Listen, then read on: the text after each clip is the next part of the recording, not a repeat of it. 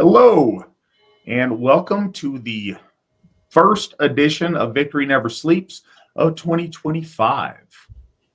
As you are listening to us now, the Asatru Folk Assembly is now officially 30 years old. We are going to be celebrating that throughout the year. We are starting off with wonderful momentum going into the new year. Sounds like everybody had a very exciting and meaningful Yuletide, which is great. I'm excited to be here and enjoying the evening of the first day of 2025 with all of you fine people, and with my good friend and colleague Witan Svan over here with fresh dew from my son. He's starting to take up the tutelage of becoming, or at least learning how to barber. So quite proud. You should be. That's awesome. So we are at first. Thank you everybody who joined us on our epic 4-part tackling of the very long and very interesting Eos saga. It was a lot of fun to go back through that. It's something that I know I have not personally been through in a very long time. So it was great to kind of re-experience that with, I don't know, a little bit more seasoned view and in front of some people that may have not. So that was awesome. We're going back to our work on the Eddas today. So, Svan, what do folks need to know tonight about this? This particular piece is not always included and not always found. I think it is more obscure than what than some of the big name fare that we're used to. What should people know going into tonight's Gróttasöngr? Well, I would say this is actually a part of it's the smaller part of a larger series of poems, and some people might be familiar with it with the ballad of Swift Day, or Svipdag, Svipdagsmaul. And Svipdag, of course, is a hero who we kind of compared earlier when we were talking about the heroes of the Holy Freya, and kind of in comparison with like Odur and like the learning of this kind of like relationship with the earthly. Some folks have taken it to believe that Svipdag is an ascendant. Some folks think that it's just another name for the same god, or that there is a processes here of ascendancy into which eventually leads to Odur, and then Odur, of course, being the husband of the Holy Freya. And so there's a lesson about union here. But this is the first poem that's going in the series of Svipdag's poems. Svipdag, of course, means swift day. Are we sure we're talking about the same thing here, Svan? Yeah, Gróttasöngr. Gróttasöngr. I think you're too previous to me at Oh no, are we? I was looking at Gróttasöngr. Yeah. Yeah, we covered both of the Svipdagsmaul before we started on Ale Saga. Yeah, I see. And now I'm You're back in November, Swan. I know I'm jumping back. Take us back to Thanksgiving. Okay. So I mean, as far as this poem is concerned, the translations of it most likely came from Simander the Learned, who was also, along with Snorri Sturluson, part of the compiling of these stories. And it's, again, not included, as you mentioned, because of the fact that it was kind of added in later and was not in all of the manuscripts of the entire body of the Eddas, which was known as the Codex Regius. So because it wasn't added into every manuscript, it again becomes one of those like shadow poems that some people know about, some people don't know about. That's what I think's honestly kind of cool about us going through, a pretty thorough examination of all of them, even the ones that are less in your face relevant. I mean, there's certain things that you would, anybody who is new to Asatru, you just insist they have to know. This probably isn't one of those, but these little, we talk about this a lot. When you first get involved, there's the sense that there's this endless stack of literature that you're going to read to get these primary sources, but you burn through that faster than you might think, and certainly there's infinite amounts of exploring different translations or trying to rework the original text, or you can go down a lot of rabbit holes that keep you going for a long time.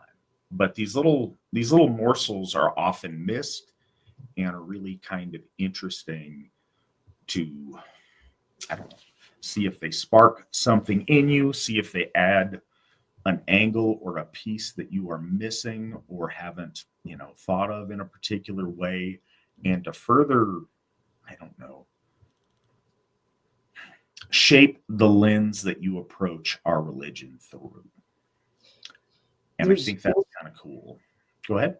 Well, and this is kind of a unique one. I know that people that have been kind of listening to VNS might have heard us kind of compare the Eddas and Snorri Sturluson and Simander's collection and the codifying in poetic form the stories of Iceland, and then we compare it to, say, like the Gesta Danorum, who was written by Saxo Grammaticus. And we've talked about how, Snorri was a believer in the cultural importance of Icelandic poetry. He was deeply an Icelandic nationalist, and he fought to make sure that these compositions remained in the property of the Icelanders versus the Norwegians and the Danes.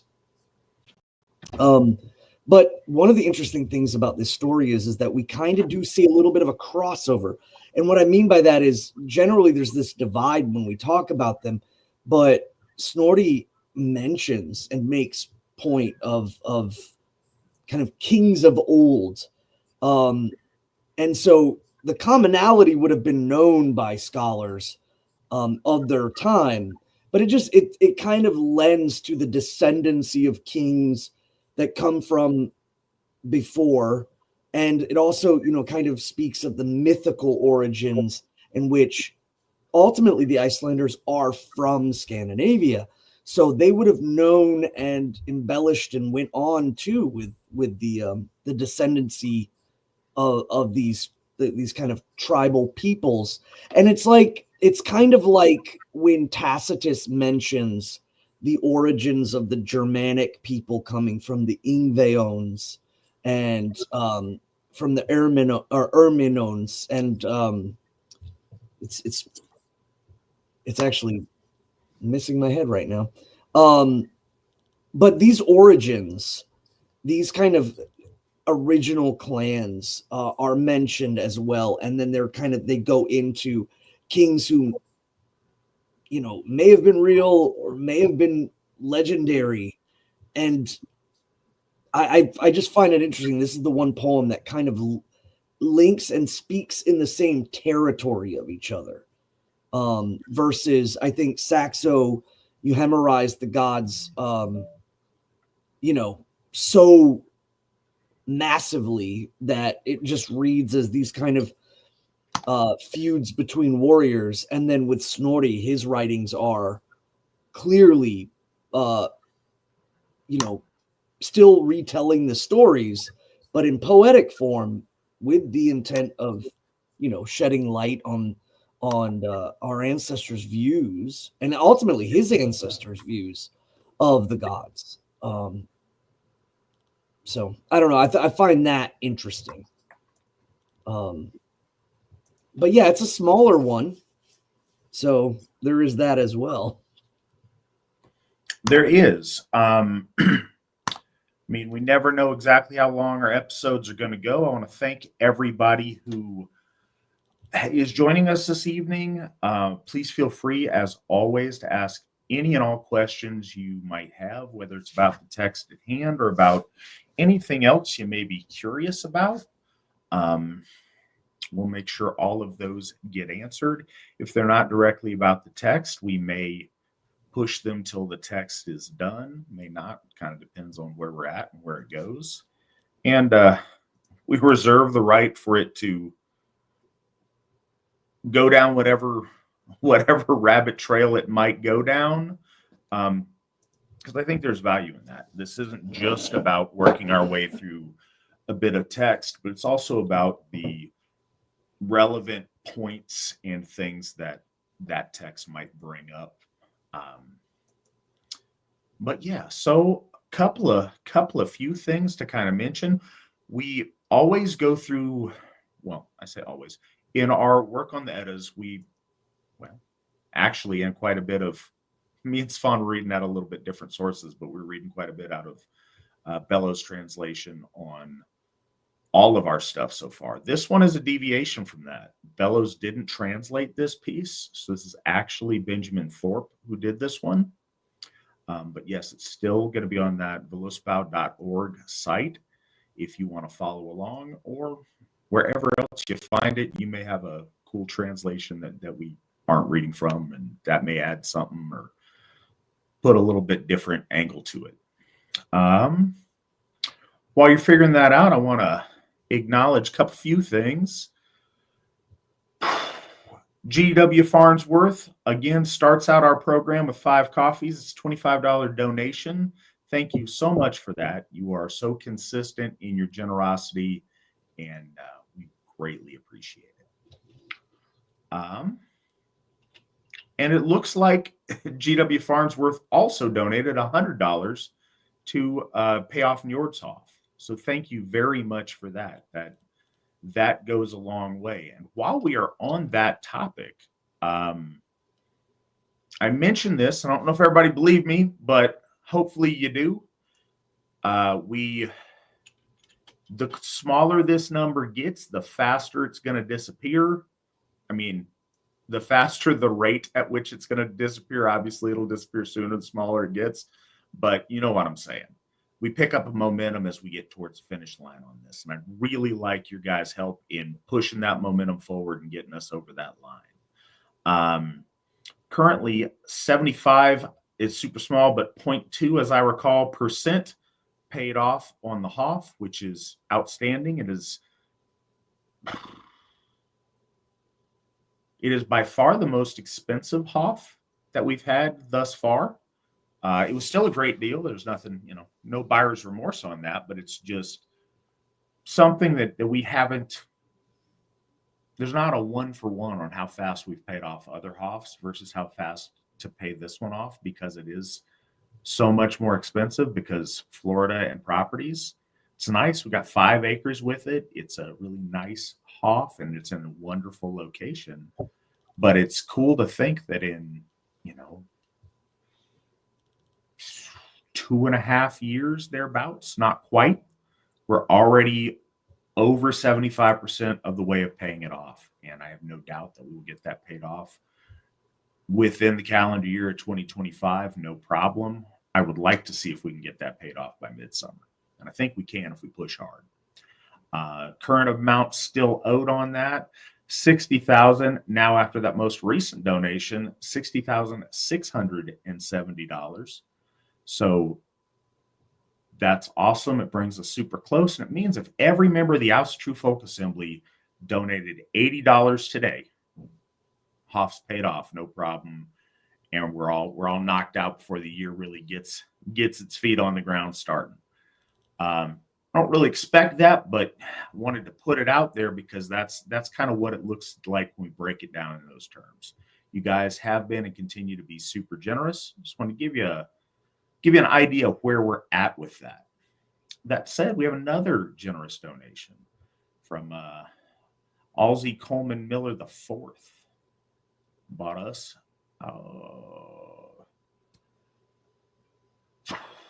4 coffees, so $20. What? Oh no, that's the 4. I'm sorry, my brain. Brought us 10 coffees, which is awesome, which is $50. Thank you so much for that. We greatly appreciate your generosity. And along with that comes the message, hail the gods, starting the year strong physically and spiritually. I'm very hopeful for the future of our people, completely unrelated to recent events. I can feel the spiritual power of our kin waking up and preparing for the coming trials. Come what may, I am proud of my heritage, and I hope to make the gods and my ancestors proud. Well, showing this generosity is a good start on that. Thank you so much, and we really appreciate it.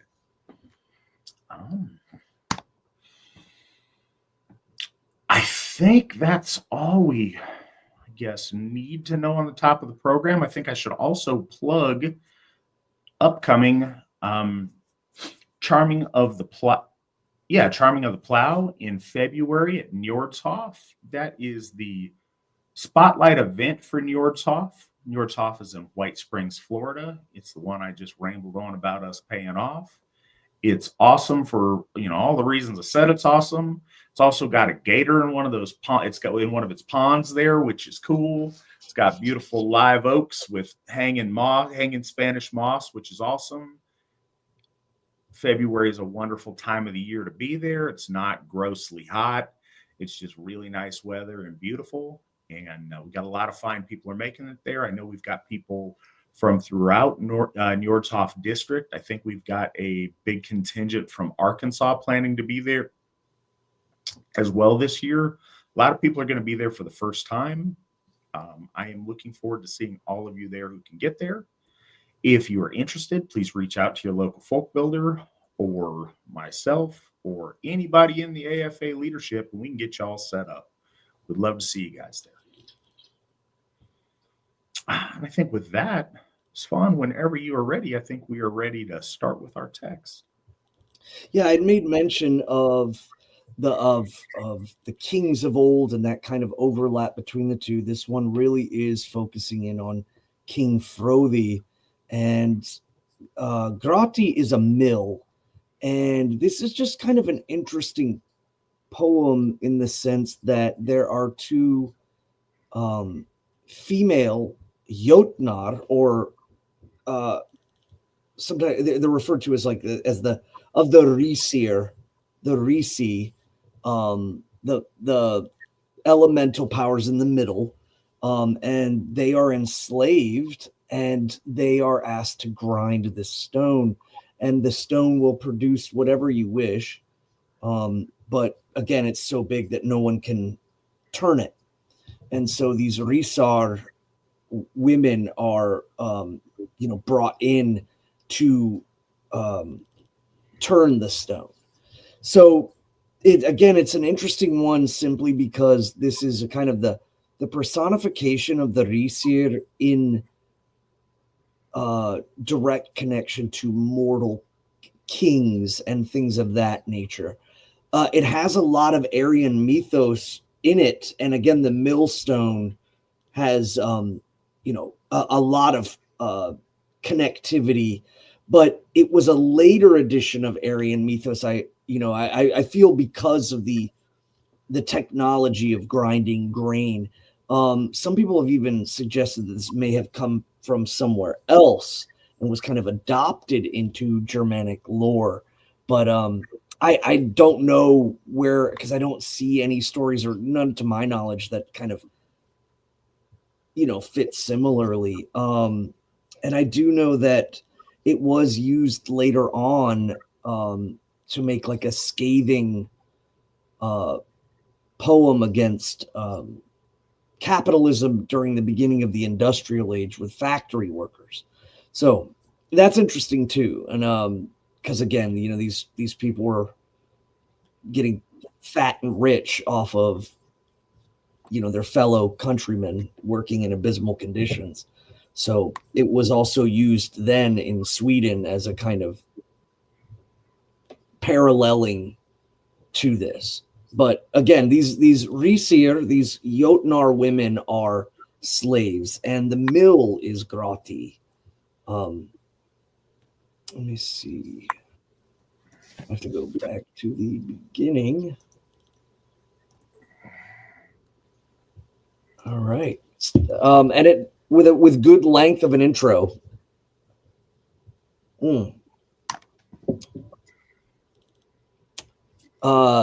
Skildir was a son of Odin from whom the Skildings are descended. Now, before we go even further, the Skildings too are it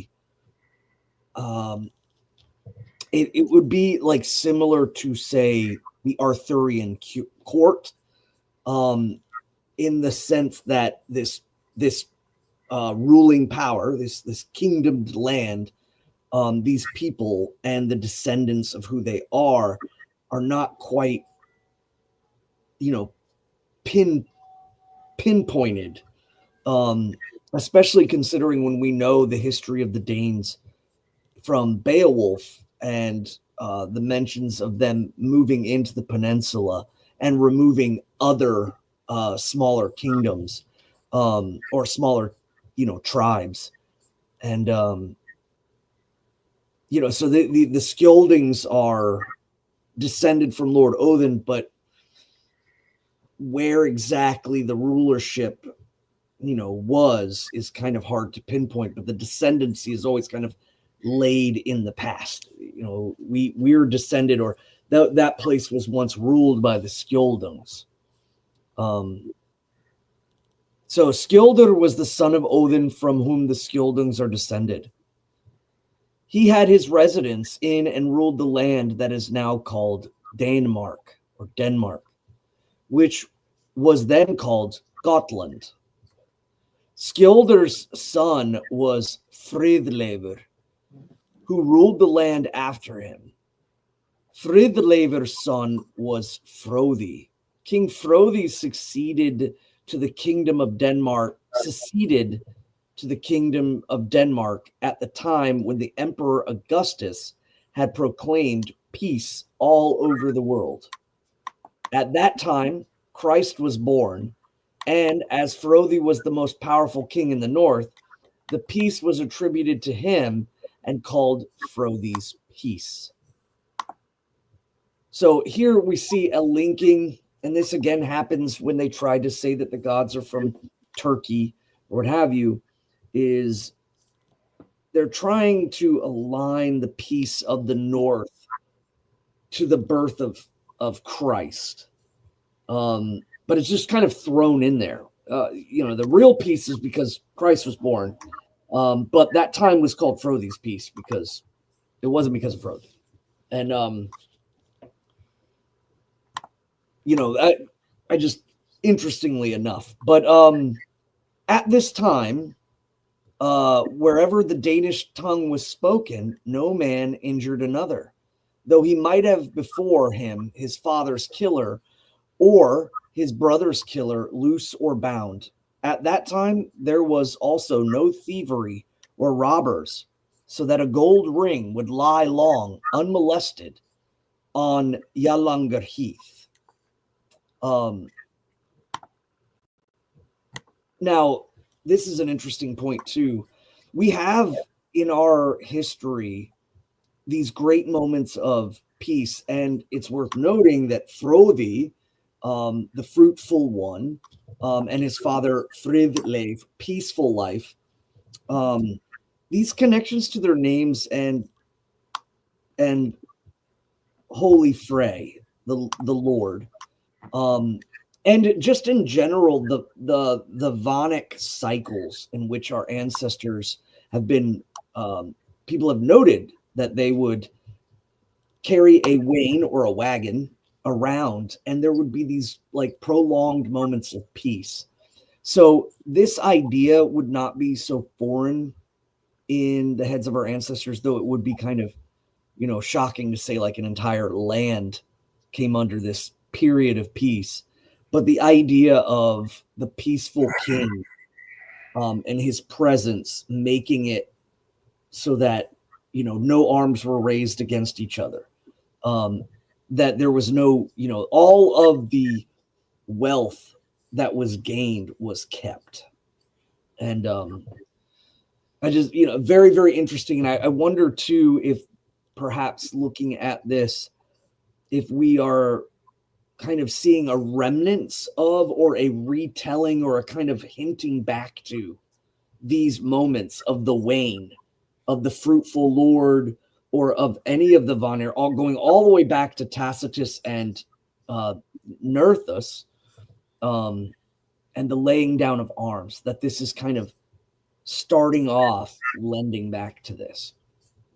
But ultimately, the story tells about the coming end of that peace. So, when on a visit to King Fjolnir in Sweden, he bought 2 female slaves whose names were Fenia and Menia, both of great strength and stature. At this time, 2 millstones were found in Denmark. They were so large that no one could drag them. These stones possessed the property of grinding whatever the grinder asked for. The quern or the mill was called grotti. Hangikjöver, Hangjaw, was the name of the man who gave it to King Frodi. Frodi set the 2 slaves to work at the cairn and commanded them to grind gold, peace, and prosperity to Lord Frodi. But he allowed them not a moment's rest, nor even sleep longer than while the cuckoo was silent, or a song might be sung. It is said that they then sang the song called Gróttasöngr, and ceased not before they had ground an army up against Lord Frodi, so that in the night a sea king named Mising came and slew Lord Frodi and carried off great booty. Such was the end of Frodi's peace. Mising took Grotti together with Fenia and Menia and ordered them to grind salt. He ordered them to grind more, and they ground only a little, while before the ship sank in Fentland Firth. So we kind of see this. There is the meta mixed with historical placement, and we see. I mean, clearly these 2 slave girls aren't, fully mentioned yet as being of the Risir, or of the Jotun blood. But the millstone itself, I think, is more allegoric to other things, these things of creation, if you will. But they're kind of contexted in a historical background.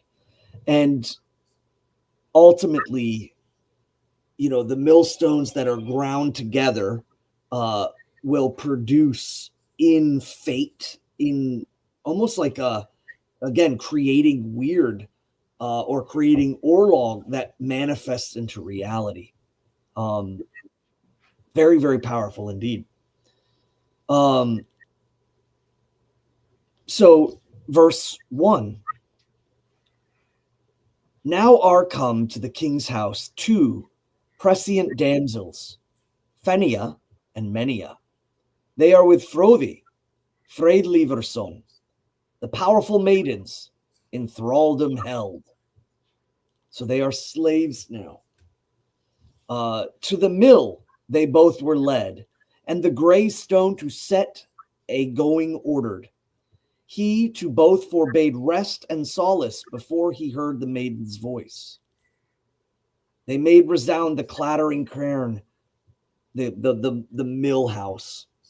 With their arms swung the light stones, the maidens he commanded yet more to grind. They sung and swung the whirling stones until Frothi's thralls nearly all slept. Then said Menia, to the meal 'twas come. Now, this part here is interesting just because of how short that stanza is cut. So there was, clearly some pieces lost there. And in 5, riches we grind for Frothy, all happiness we grind, wealth and abundance and gladness mill. On riches may he sit, on down may he sleep. To joy may he wake, then 'tis well ground. So the song and the spell and the grinding stones kind of create and manifest what is being brought about. So yes, sleeping on down feathers and waking up to peace. 6, here shall not one another harm, evil machinates, nor occasion death, nor yet strike with the biting sword, although a brother's slayer he find bound. So even if you found your brother's slayer bound up, no swords will strike. It is a time of laying down of peace. And remember, again, the context in the beginning, too, where this is kind of, no, Christ is born. That's why this is really this age of peace. And it would be quite shocking, I think, to our ancestors to think about not being able to smote one of your kinslayers or kinsman slayer. So in 7, he had not yet said one word before, sleep ye not longer than the gawks round the house, or then while one song I sing. Thou wast not, Frothy, for thyself overwise, or a friend of men, when thralls thou boughtest, for strength thou chosest them, and for their looks, but of their race didst not inquire. Stout was Hrungnir and his father, yet was Thiazi stronger than they. Evi and Orni our relations are, brothers of the mountain giants from whom we are born. So they reveal now that they are of the line of the Jotnar.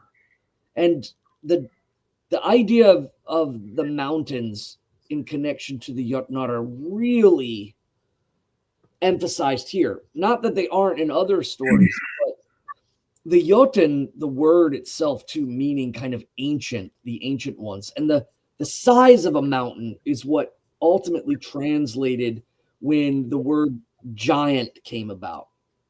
But we can clearly see that being a giant or being large in stature doesn't always equate to what the Jotnar are, and that they were kind of seen as much to our ancestors the way the gods might have been seen, or at least while they were in the middle world. If they took the shape of the middle, they resembled us, but perhaps larger than life, bigger, but not overly so to the point where they were the size of mountains. But they are of this stock, and it doesn't go too much into the how did they become of Sweden, but I think this is the trajectory that starts to send our the beings of our stories eventually become placed into fantasy to where elves are not Alvar, but tiny little land wights that kind of live and jump around, and the trolls are happy-go-lucky little stone spirits, and the Jotuns and the giants are like sleeping mountains or giant boulders. This was the trajectory I think that Christianity eventually brought everything to.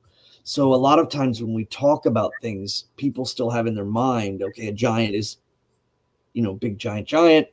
Trolls are, stone creatures, or I don't know, even further to say like a naked little baby with a tuft of hair, or what have you. And that, they definitely were not seen that way at that time.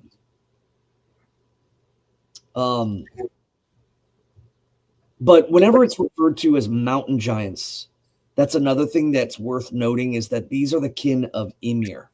So there are three types of Jotuns in the basic sense. There is the Rime or Hrimthurser, the Rim Jotuns of Niflheim, the land of primordial matter, the beginning. There's the sons of Muspel and Muspelheim, and then there is the mountain Jotnar, who are really the descendants of Ymir, and of the middle world.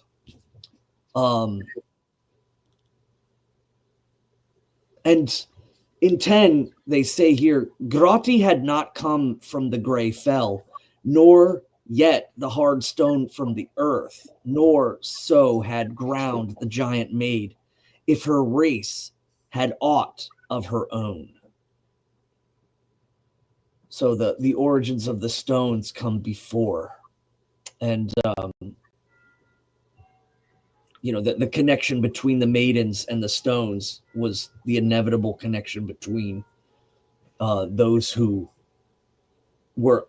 had the stones of ancient days and these two slave women who are now, it's revealed that they're not just women. So before we flip the page, which we're about to, I just want to acknowledge and thank Angela for her $25 donation. We appreciate that a lot. So thank you. Thank you. Yeah, and another thing, I'm just looking over in the chat room. Croatian War Master, it's good to have you here. Sorry to hear that you missed the last few episodes live, but you should definitely go check them out. And I want to throw this plug. I'm sure you know that you can go check them out, and hopefully you already have. If not, they were pretty cool. They were very long episodes, but it was really good, and it was a really fun time. Certainly for us, it was. But if you want to check these things out, you can always watch this video, at your leisure anytime after we're done here.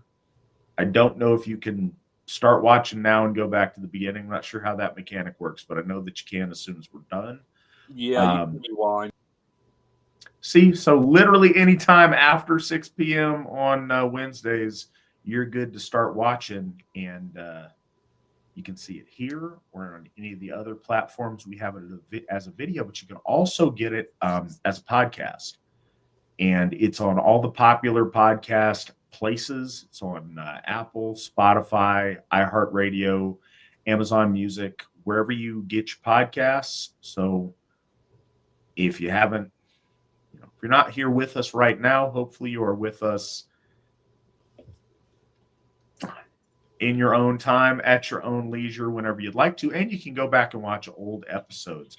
Also, as always, with all of these things, like, share, subscribe, tell people. You guys helping out with word of mouth is huge. Word of mouth is our biggest thing. I say this a lot. I say it on this program. I also say it to members of AFA leadership. Our biggest hurdle to bringing our folk home is that so many of our folk don't know we exist. I have zero doubt that there are, I don't know, easily tens of thousands of people that would love to be part of the Asatru Folk Assembly if they just knew we existed. Trouble is, they don't. So the more we get the word out, the more you guys share this with friends, family, people you know that, if they are Asatru, we would love to have them watch the show and see what they think. If they're interested in becoming Asatru or in those kind of things, again, we'd love to have them. If they're not, they're just curious, we'd love to have them. If you watch this and it's entertaining to you and you just enjoy it, cool. We'd love anybody and everybody to come watch this show if they would like to. But on top of that, if you like the show and you like what we're presenting, and you are a heterosexual white person that wants to return to your ancestral gods, you should start off 2025 by joining the Asatru Folk Assembly. Got 30 years in the books. We are looking at a very bright future, and you can be part of that, and you can help us make that happen. We would love to have you. So if that's something you're thinking about, at runestone.org/join, and let's make it happen. But yeah, just want to throw that plug in there before we move on to stanza 11. Yeah, and I was going to say too, I saw that Croatian War Master had made mention of the archaic kind of usage of English. And here's another thing: is Thorpe. One of the reasons why I like Thorpe is because he, ironically, doesn't use that a lot. He does use it, but it's not as much as, say, like bellows. So some of our earlier videos, if you really want to hear those translations in which they use a lot of, more archaic English for poetic kind of flair, Bellows does that. This translation of Thorpe, he does use it a little bit, but his translations are, I think, far more straightforward. He kind of does more of an equal one for one. He's not trying to keep and uphold the poetics. And that's why this poem kind of reads almost matter-of-factly. But yeah, so I mean, interesting in that sense as well. Thorpe's translations, I find, if you're looking to get kind of a one-for-one, go there. If you're looking for poetics, look at Bellows and Hollander, as they really try to stick to the intended purpose that these are poems, these are songs.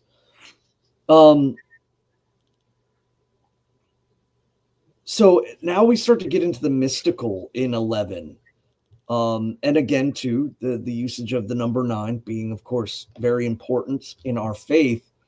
In 11, 9 winters we playmates were. We were of the same birth. We were children, or we were of the family. Strong and nurtured beneath the earth, we maidens stood at mighty works. Ourselves, we moved the fast rock from its place. So again, the connection between the middle world and the Jotuns is super clear here. There is some folks that are trying to move the cosmology around, and the middle world is where the Vanir and the Jotnar are kind of interconnected in the middle world, and along with the Svartalvar. And so we see this kind of conjoining, and our ancestors saw it this way, is that the moving of the plates, whether it was the Jotun who becomes a goddess, Gríður, or the Jotuns themselves, or the Svartalf, these movements in earth and on earth with the rock and the mountains and earthquakes and all of these phenomena are sourced from the spiritual might and power of these beings, and how they interact, and they are of the middle world. They don't exist, say, like in the underworld or in the heavenly realm. I think it is very, very clear here the way our ancestors saw the cosmology of the world. We rolled the stone over the giant's house. so that the earth thereby shrank trembling. So hurled we the whirling rock that men could take it. But afterwards, in Sweden, we, prescient to among people went, chased the bear and shattered the shields and went against a gray sarked horse. So a couple of things there is the kenning of the giant's house, of course, over the mountains. And that here they went against another army, or they went against men, and brought the stones. So the stones are of or from their people, but then ended up getting mixed up about within the kingdom of Sweden, or Svidjöður, the Svidreike, the kingdom or the people of the Swedes. And they kind of get involved with the genealogy and history there. Aided one prince, another overthrew, afforded the good Guthorn help. Quiet I sat, not yet ere we warriors felled. Thus we went on all those winters, so that in conflicts we were known. There we carved with our sharp spears blood from wounds and reddened brands. So these two Jotun maidens are aiding in the rise of kings, taking kings out, slaying men. It's just very, very interesting in the concept of it. These spiritual beings kind of interplaying so intimately with humanity and causing the rise and fall of, chieftains.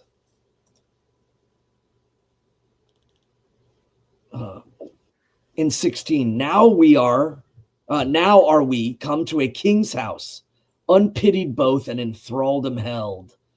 Gravel gnaws our feet, and above 'tis cold, a foe's host we draw. Sad 'tis at Frothies. Hands must rest, the stone shall stand still. For me, I have my portion ground. To hands will not rest be given until Frothi thinks enough is ground.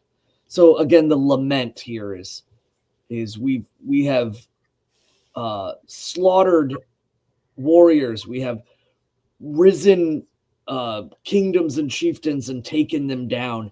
And now here we are, slaves in Frothi's mill house.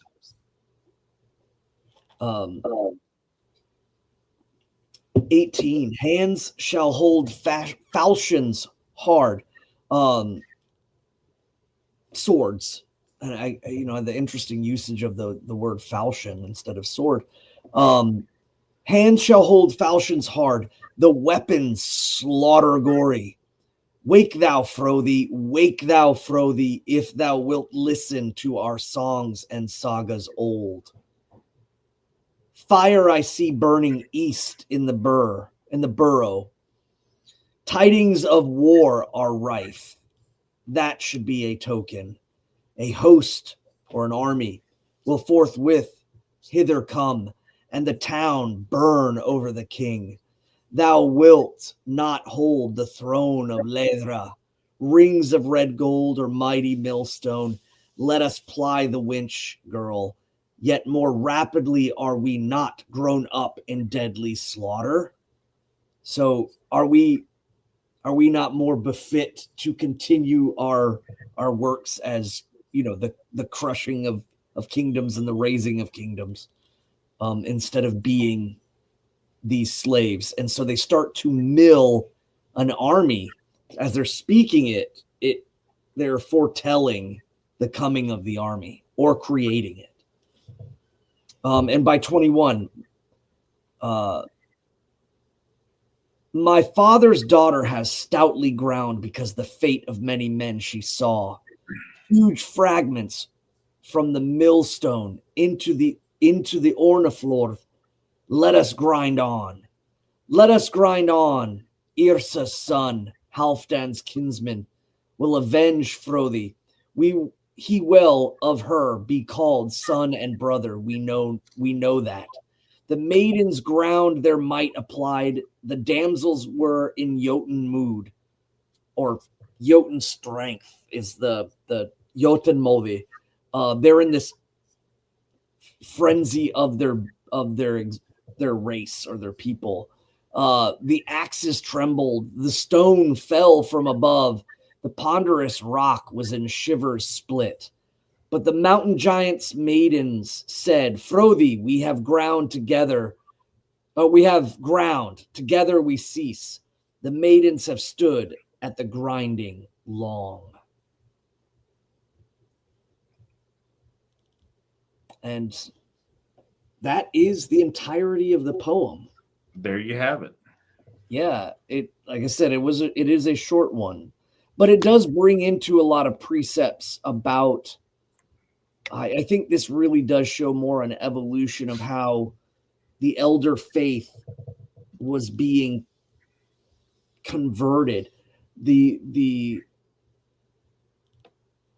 gods become mortals. The Jotuns become, players in the rise and fall of kingdoms. And even though there were seeds that were already there, long before Christianity came, they spoke of being descended from the gods.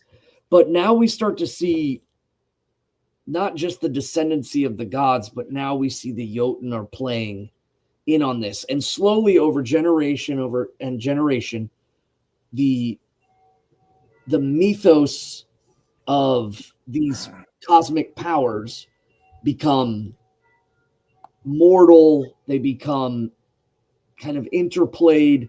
They become part of just perhaps natural phenomena, or kind of reduced in idea to more common things. And I think that this is one of those that kind of really shows or lends to that. All right. Well, so we have a few questions that have lined up here. And honestly, I think this is a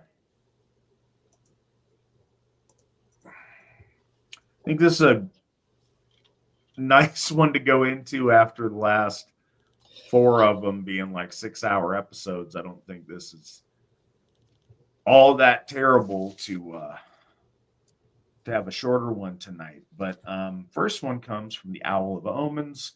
I did the 12 Nights of Yule from the spreadsheet this year, and it was awesome. I want to learn the obtuse calendar people are mentioning. What's it called, and how can I learn it? Yeah, this is a Svan thing, so Svan can tell you about his special timekeeping device. Well, no, I'm glad that people are doing the 12 Nights of Yule. I know that like a long time ago, Asatru was kind of like, we have Mother's Night and we have 12th Night. And that's it. It's like a ghost territory between the two. And I was really bad this year. I got ill in the beginning of Yule, so it kind of really threw me off. I still had a good Yule, but it was just not where I wanted it to be. And I know that kind of elsewhere, I don't know, Nick, if where you were throwing that up at, but some of the writings of Yule, I think I wrote up something a long time ago. Yep, they're all up on the runestone.org blog. Yours and Katie's write-ups, plus all the links to Founder McNallen's videos. Right. A lot of Yule posts in the blog. Yeah, I'm really, really glad that, if folks are picking up and learning and kind of substancing out from the traditions that were kind of picked up. I think that the obtuse calendar that he's talking about is so back in the 90s, I think a lot of folks were looking at timekeeping and calendars. And since this and Yule being the turning of the year, and the usage of calendars, I wouldn't actually even call it a calendar. I think I would more likely call it a day counter. It's a way to count days with the moons. It's like a solar lunar day counter that kind of gets you more connected to perhaps bloats in relation to the moon and the seasons itself. But we call it the iron mark because when I first made one, it was on wood with an iron nail. So the iron nail moved to mark the days or count the days. And I would have to kind of get that out kind of as in an explanation. I know I have like downloadable stuff, and Trent's Go the East's wife, Madison, made a really awesome printout one compared to my kind of janky Excel block version. But the key factor I think that's really important if people are interested in timekeeping is Mother's Night is day 0, and the 12 nights of Yule are the first 12 days of the calendar or the day counter. So it really does incorporate our beliefs and our system in relation to. So yeah, and then the idea, the difference between like 12 moons and 13 moons. A lot of people don't know that. They hear stuff about, they have 13 moons, or they're thinking about the Anglo-Saxon calendar, which is again extremely hard to flag on the play. There is not a they. There's not a they. There's a Svan on the iron mark. I just want to make, and I joke. I joke about it. It's one of the things I joke about. I'm not hip to the iron mark, haven't gotten into it or whatever. It's a neat thing to do, but do keep in mind it's not like an AFA thing. This isn't a piece of AFA official stuff. It's not heretical, but it's not something that the majority of the AFA I think even really knows about. But it is something, like Svan mentioned, it's depends on what you want to do with it, but there's a period of time, and you may have heard this in a number of places. Our ancestors reckoned time in a different way than we do at present. And, Western society has developed a certain way, and it is what it is. And you look at a calendar, it's cool for it to make sense, but there's a lot of people that, get a closer feel for maybe how our ancestors reckon time. There was a number of things like this, and this is kind of an ingenious, way to encapsulate that Svan was doing. But you may also encounter, and I haven't seen this in a long time, but like the Asatru Alliance used to do this, maybe they still do, is the whole runic year thing. A lot of people have a lot of different ways that they want to figure out time, and I think that has a tendency to confuse people. So that's why the AFA officially keeps to the Gregorian calendar that everybody else uses, because it's a lot less confusing. But there's a number of these that are kind of interesting, and I know Svan is really excited about the iron mark, and a lot of people that he's come up with and practiced with in his part of the world enjoy this and think it's a pretty cool thing. Yeah, it was kind of like born out of a need. I know a lot of folks were talking about there was a time where like the Germanic time reckoning, the Anglo-Saxon time reckoning. There was even books that were coming out from certain groups like reenactment or reconstructions. The Reconstructionists were coming, they were talking about how the Anglo-Saxons kept time, and they were kind of moving about with this, but they were focusing on a lunar calendar, and it is very, very confusing. There's a lot of stuff to it, and the idea of being able to see the first sliver of the moons showing as being the first day counter and all that stuff.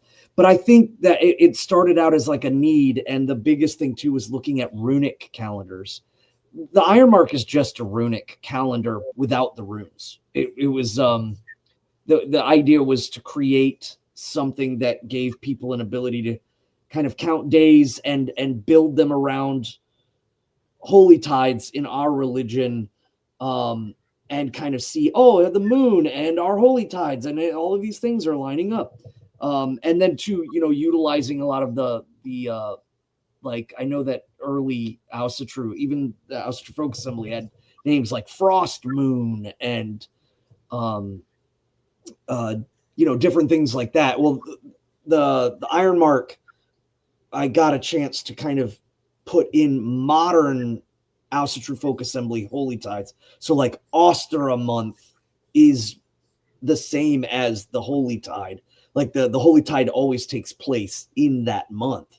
So which was different in some of the older Asatru, like kind of days of reckoning or calendars. I think they were doing like Lenting month or something from the German kind of farming calendars. But yeah, it's a day counter, and it's kind of an interesting project for anyone. I know that, yeah, like in my neck of the woods here, a lot of the folks that are connected to me all have Iron Marks, and we just kind of tally days and do the moon reckoning on the third day of Yule and things like that. So it depends on if you want to take it there. I think the biggest thing is the Asatru Folk Assembly doesn't and shouldn't be alien.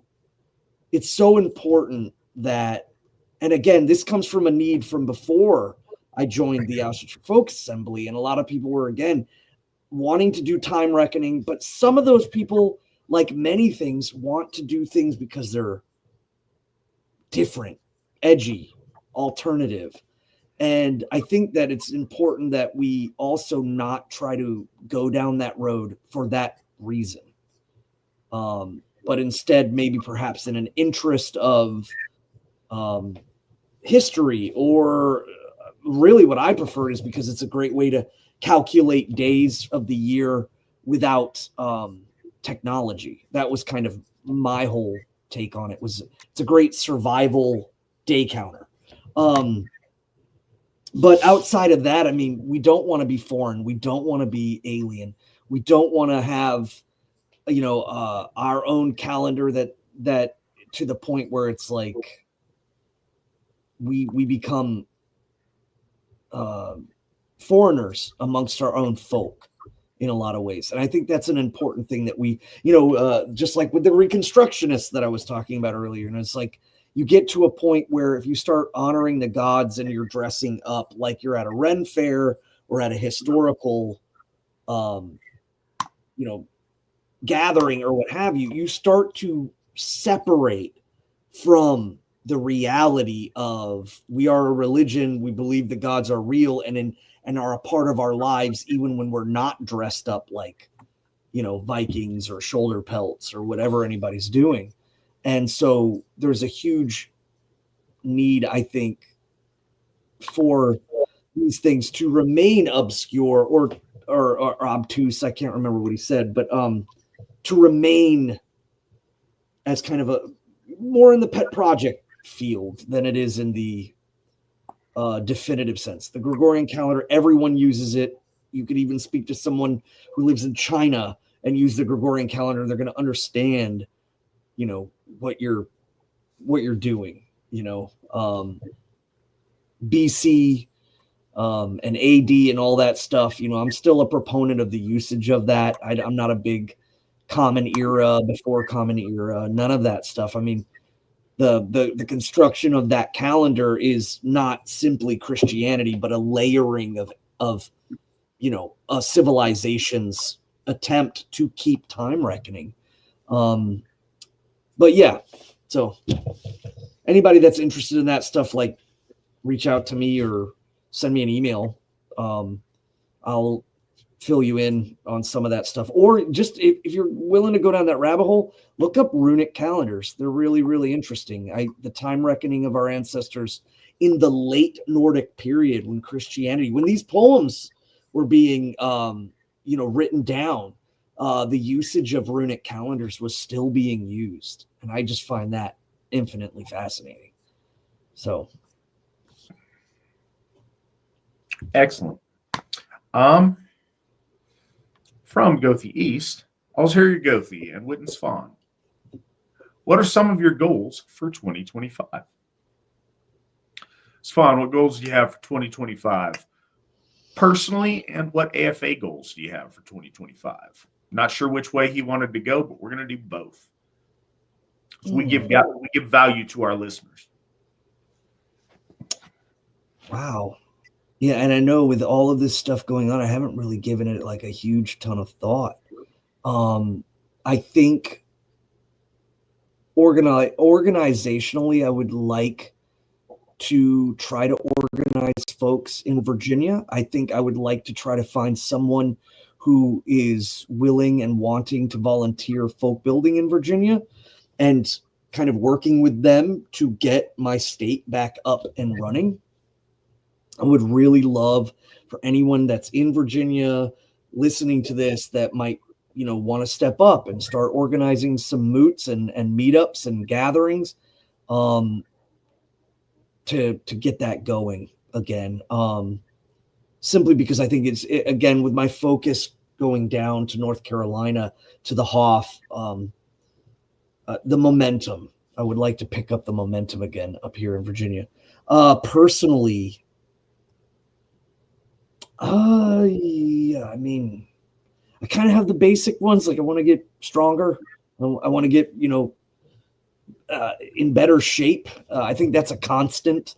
It's just, and I think I have the strength part kind of going in a good direction, but I want to get to a more aesthetic level of where I want to be.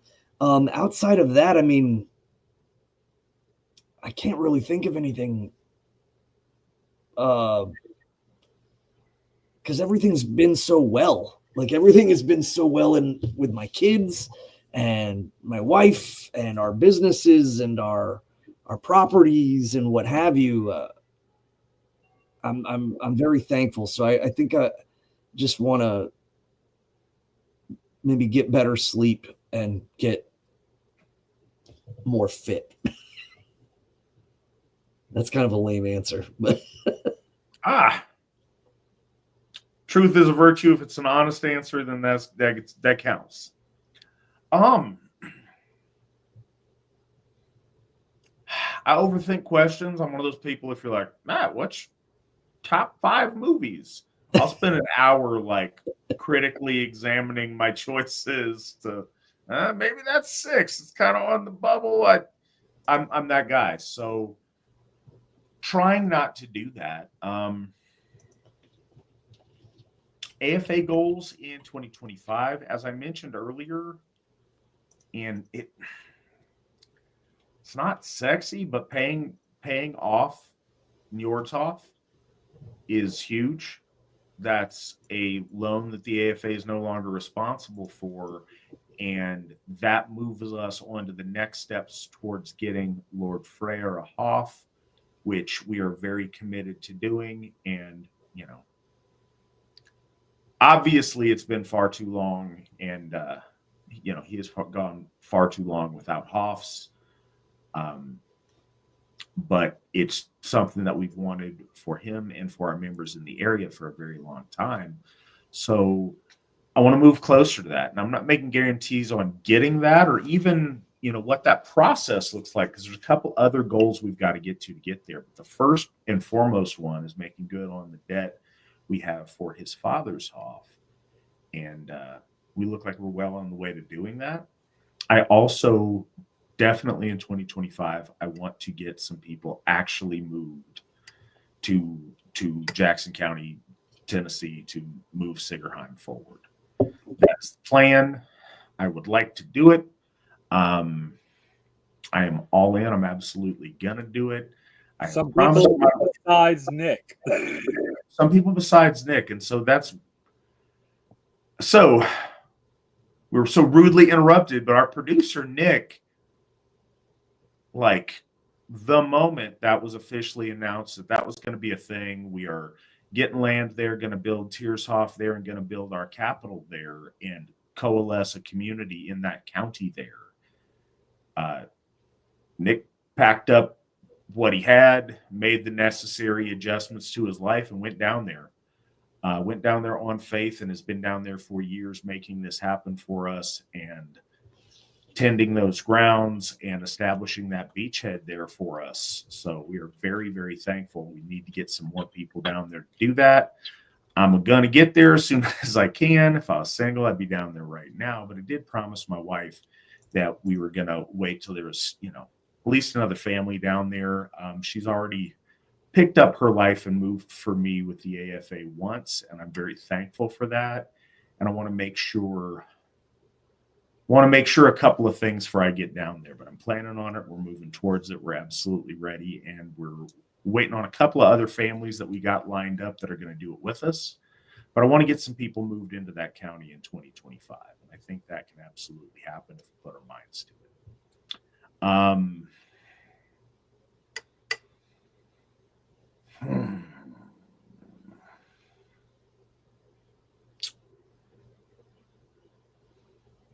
There's a number of kind of nebulous things that I want to work on this year. There's a lot of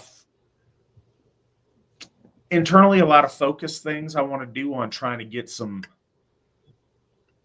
growth in particular areas. I want to continue the idea of getting our membership growth specifically around our existent HOFs and in a couple of key locations to prep us for future HOFs. A lot of that's internal stuff that, again, is not necessarily fun to make a poster about, but it does get us to where we're going. So there's a lot of internal work we're doing on that. We have a really exciting group of Gothar students that are starting today their journey towards ordination as Gothar of the Asatru Folk Assembly, and I'm very excited about that. We've got kind of a very revamped program that we're very excited about right now. We're working through on it.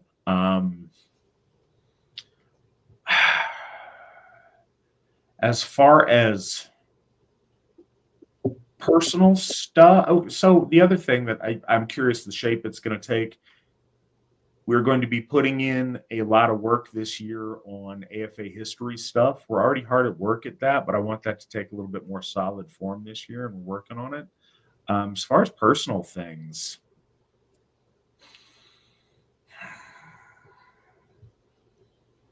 again, the fun thing is to have these huge benchmark, like I will accomplish this thing by this date. That's awesome. If I had a bunch of those, I would. I want to really focus and continue, and I've been doing it a lot this year, but I feel like I'm making good progress on my linguistic studies in Icelandic and Old Norse to continue to tighten that up. Does not come natural for me, so it takes a lot, but I feel like I'm making really good progress, and I have in the past little bit. Other personal goals, I have been, so I got my black belt in Danzenru Jiu-Jitsu this last year, and I've been working a lot in the dojo with teaching stuff. In this year, I'd like to be able to teach some more classes and work on my ability to instruct and teach different folks. A lot of the time I am, I just got my black belt, so I'm, the juniorist of the black belts on the mat. This year, I'd like to work on really shoring up my ability to teach to other folks. It may not make sense. Those of you who practice the martial arts would realize what I'm saying, though. It's different learning how to teach somebody else with different level of strength, different size, different shape, different capabilities, how to do some things. And learning that makes you learn the arts in a little bit different way. Thanks, sweetheart. But that's what I've got for right now. What's our next deal here? So next question. Have you guys heard the saying lefty pagans use, coming out of the broom closet? More like can't come out of mom's basement. When they decide to no longer want to keep their paganism secret and start coming out to their friends and family that they are pagan. Very fitting for those types. It's as if they feel ashamed of their own religion. I mean, they seem very comfortable coming out of other closets. yeah, it's cringy and those people are gross, but truth is one of our virtues. There are a lot of people listening to this podcast right now that have the same problem. And I think we need to take a long, hard look at that. If we're laughing at, these lefty adorners of couches and proud buster outers of deviant closets, we need to take a long, hard look at those among us who are not comfortable being open with friends, family, coworkers, acquaintances about our faith. And I think that sometimes it becomes reflexive. Sometimes it's out of genuine cowardice and those people need to fix themselves. Sometimes it's out of, there's so much to explain. It's not worth it. I don't want to get into it. So you don't. But every time that you don't, that is a missed opportunity for our gods, for our faith, for the advancement of what we're doing. And we're all guilty of that. Shoot, I'm guilty of that. And that's something that I'd like to get better at. There's plenty of opportunity and we let them pass by often unintentionally just because we're in a hurry or it just doesn't seem, it's not the time and place. I'll talk about it later. There's a big difference between like being obnoxious and harassing people with it. We've all seen that. We've certainly seen that with other faiths. There's a big difference between that and joyously being proud of something that you care about and sharing that. And there's plenty of times that it's completely appropriate to share your faith and be really open with who you are and what you believe in. And I think all too often we don't take advantage of those, and we really should. So that's something for us all to keep in mind in 2025 is to, if you're scared of it, then, man up, stand up for what you believe in, take a stand for the gods. And if you're lazy or you're too busy or whatever your other problem is, be aware of it and consciously try to work towards it. Like I said earlier in the broadcast, the reason so many of our folk have not come home is honestly, to many of them, it just doesn't occur to them that it's a thing.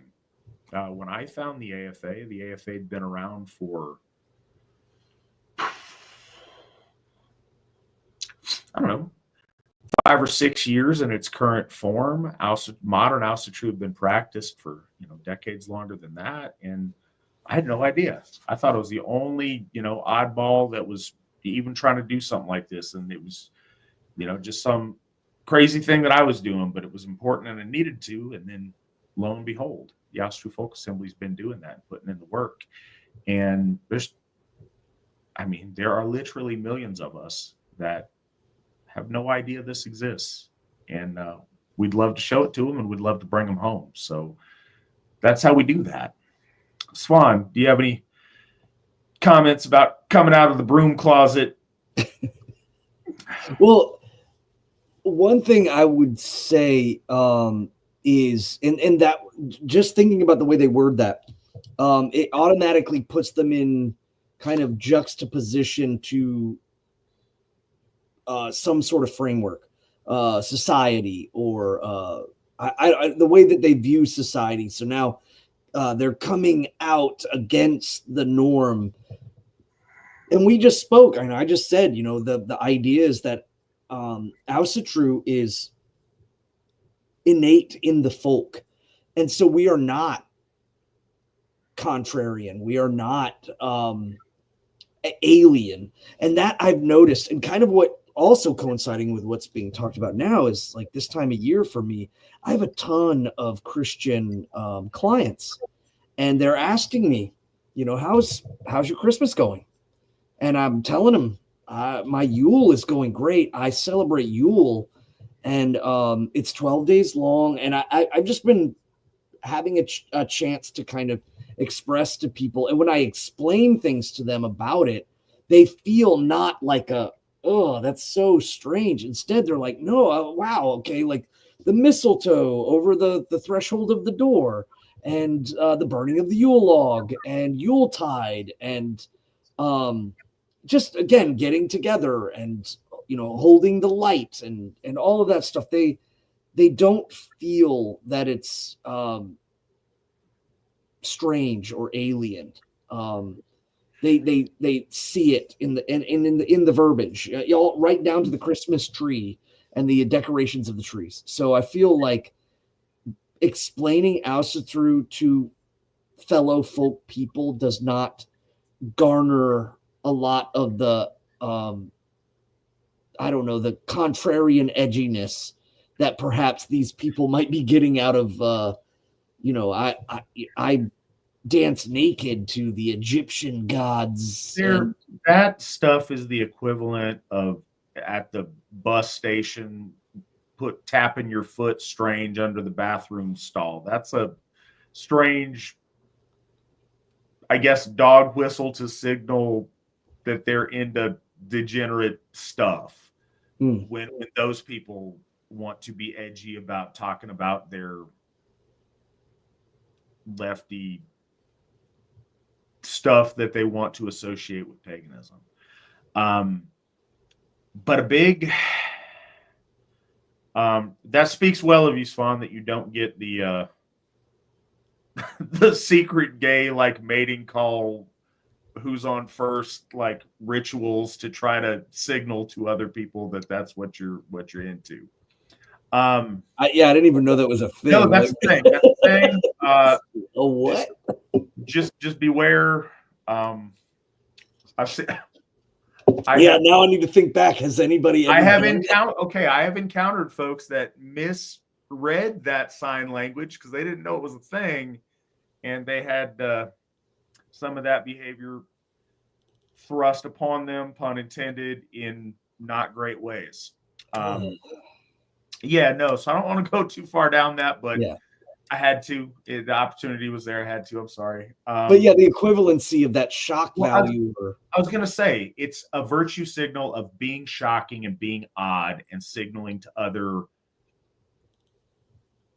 people that are socially non-traditional, like, hey, come over here into the dark corners of the world. And that's not what we're trying to do. There's a huge, huge difference between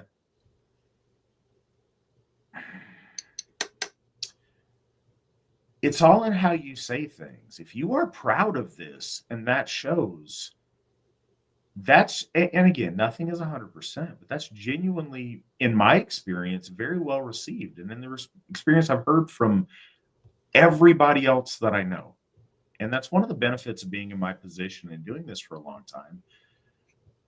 I get a really broad cross section of our folk that I get to hear their experiences, all different ages, all different backgrounds, work experience, life experience, all different, many different nations, all different states of the United States, just a lot of different things. No, if people ask, like, Yule, what's that? You mean y'all don't like Jesus? Oh, no, we celebrate Yule. We're out, my family's Asatru, and we're really excited because we got the 12 days of Yule coming up. And, oh, wow, what's that about? Well, if you look around, all this Christmas stuff that is so cool, that originally comes from Europe. The gods that we had before Christianity came to Europe. And it leads to something, if you're excited about it, very often they may or may not be super interested, but it's never a negative thing. It's like, it's just something that me and my family do. And if you act like you're doing something wrong, people are going to assume you're doing something wrong.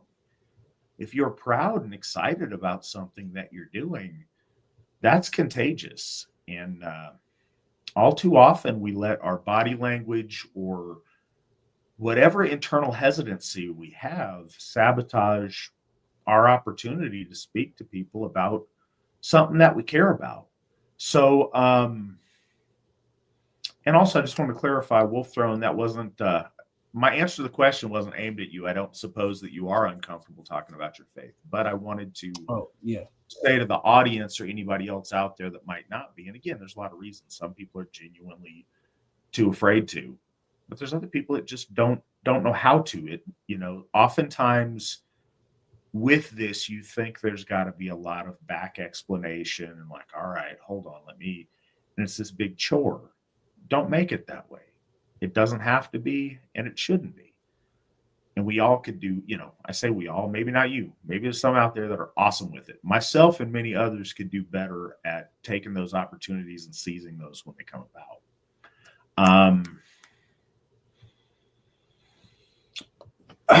So what else we got here?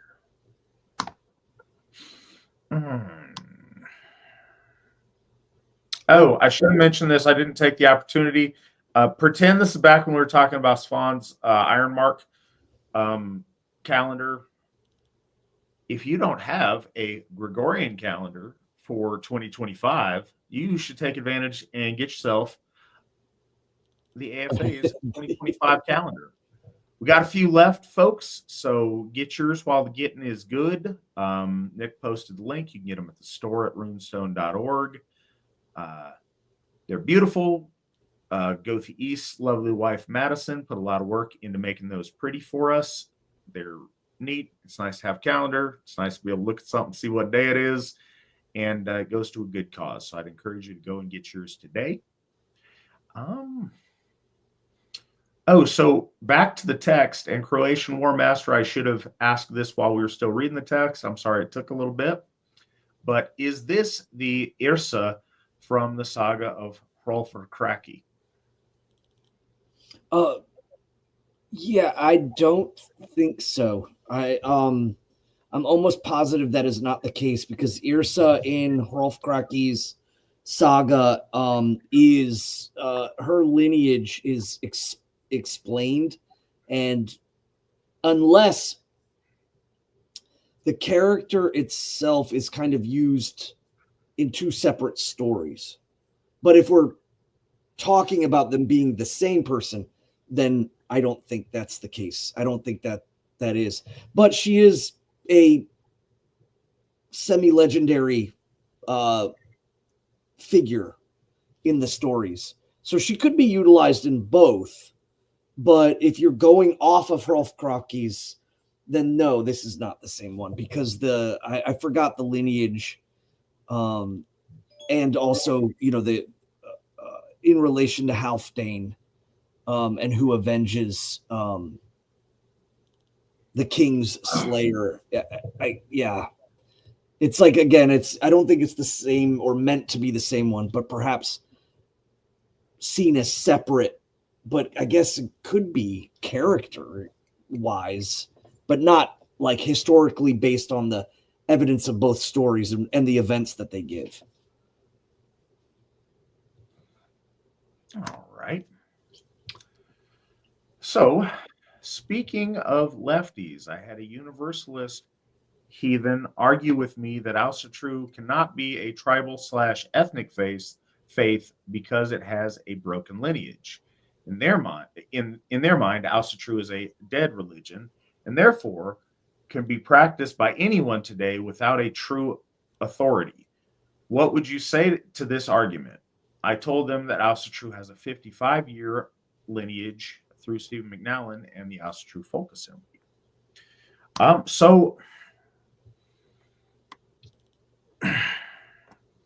mean, first, those people are wrong and confused. And there's a couple of, I guess, standout points of confusion involved in that. And you can tell them now we have a 56-year tradition through Steve McNallen.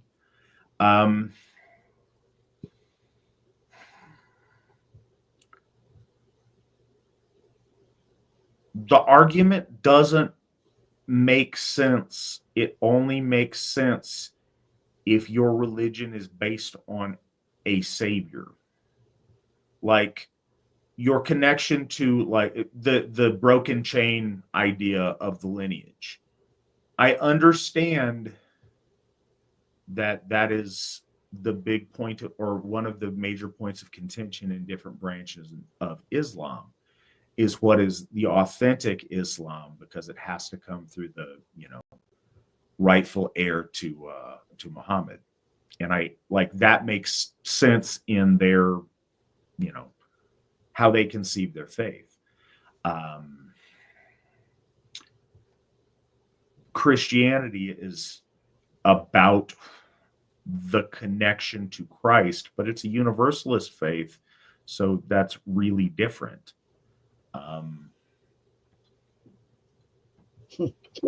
Hello. So, yeah, this idea about lineage is silly. Why would one think that a tribal or ethnic faith would, if the lineage is broken, that makes sense? Like, I can't follow the logic. That's silly, and that's just haters that want to be critical of something. And I'm curious what their alternative that they want to suggest that people spend their time doing is. Asatru is about our connection to the gods of our folk, and as long as our folk exist, our gods exist, and our gods are our God. Our gods exist as our gods. Our gods exist independently, but they are ours by virtue of us being the people that they created with, have been with, shaped, structured, and have watched over. Because our ancestors broke faith with them doesn't like make them disappear or whatever. That logically doesn't follow. And it certainly doesn't logically follow that random unconnected groups of people can at will, like it's up for grabs to them because there's not a steady line of practice that connects us with the archaic period of Asatru. That's some kind of an artificial, I don't know who the scholar of religion that decreed that is a law of any religion, that's how it works. Like somebody just made that up. There's certainly no tenet in Asatru that says it has to be directly through the lineage of a certain Gothic line, and if that line's broken, it can't be reforged. That doesn't, like, that is a very bold assertion that has no precedent, no tradition, no place within our faith, and it really never has, and it kind of defies logic, and I think that it's trying to impose. That's really cool, Obs. Hey, I want to go show mama. So it's something that that's something that's been, sorry, my daughter distracted me a little bit, but it's overlaying an artificial like a foreign paradigm on our faith that's really not.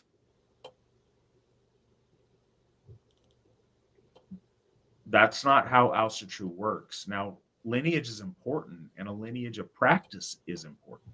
As you point out in your question, it is very meaningful that we have the 56-year-old lineage of the time in which Steve made that first connection with the Allfather, and that's brought us where we are. That's extremely important.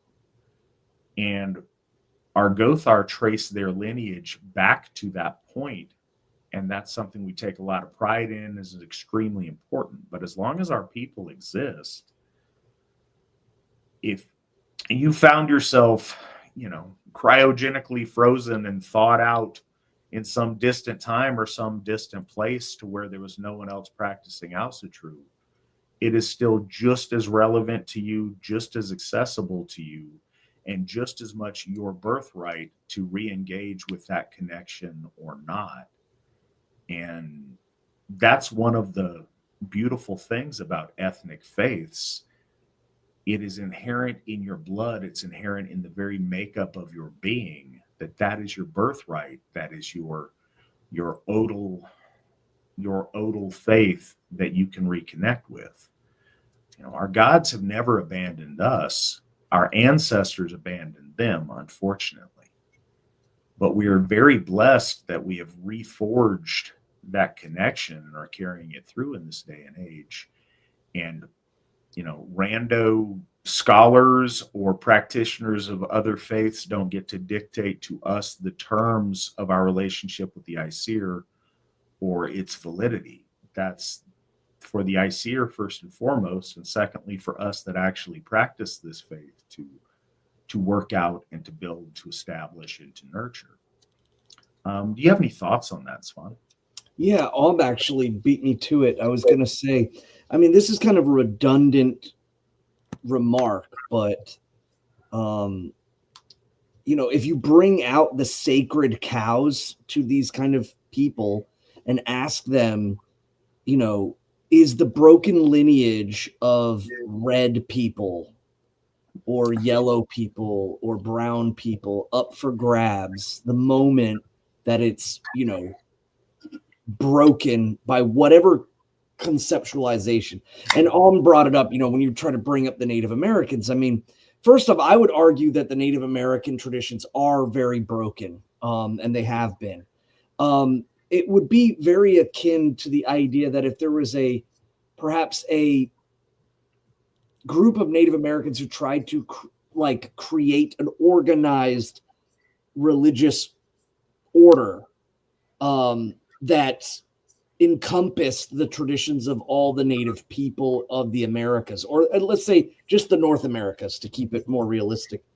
But their argument would then be that no, anybody should be able to practice in this religion. And if these Native Americans say no, it's just for Native Americans, that they're wrong. But they won't ever say that because, again, those are their sacred cows.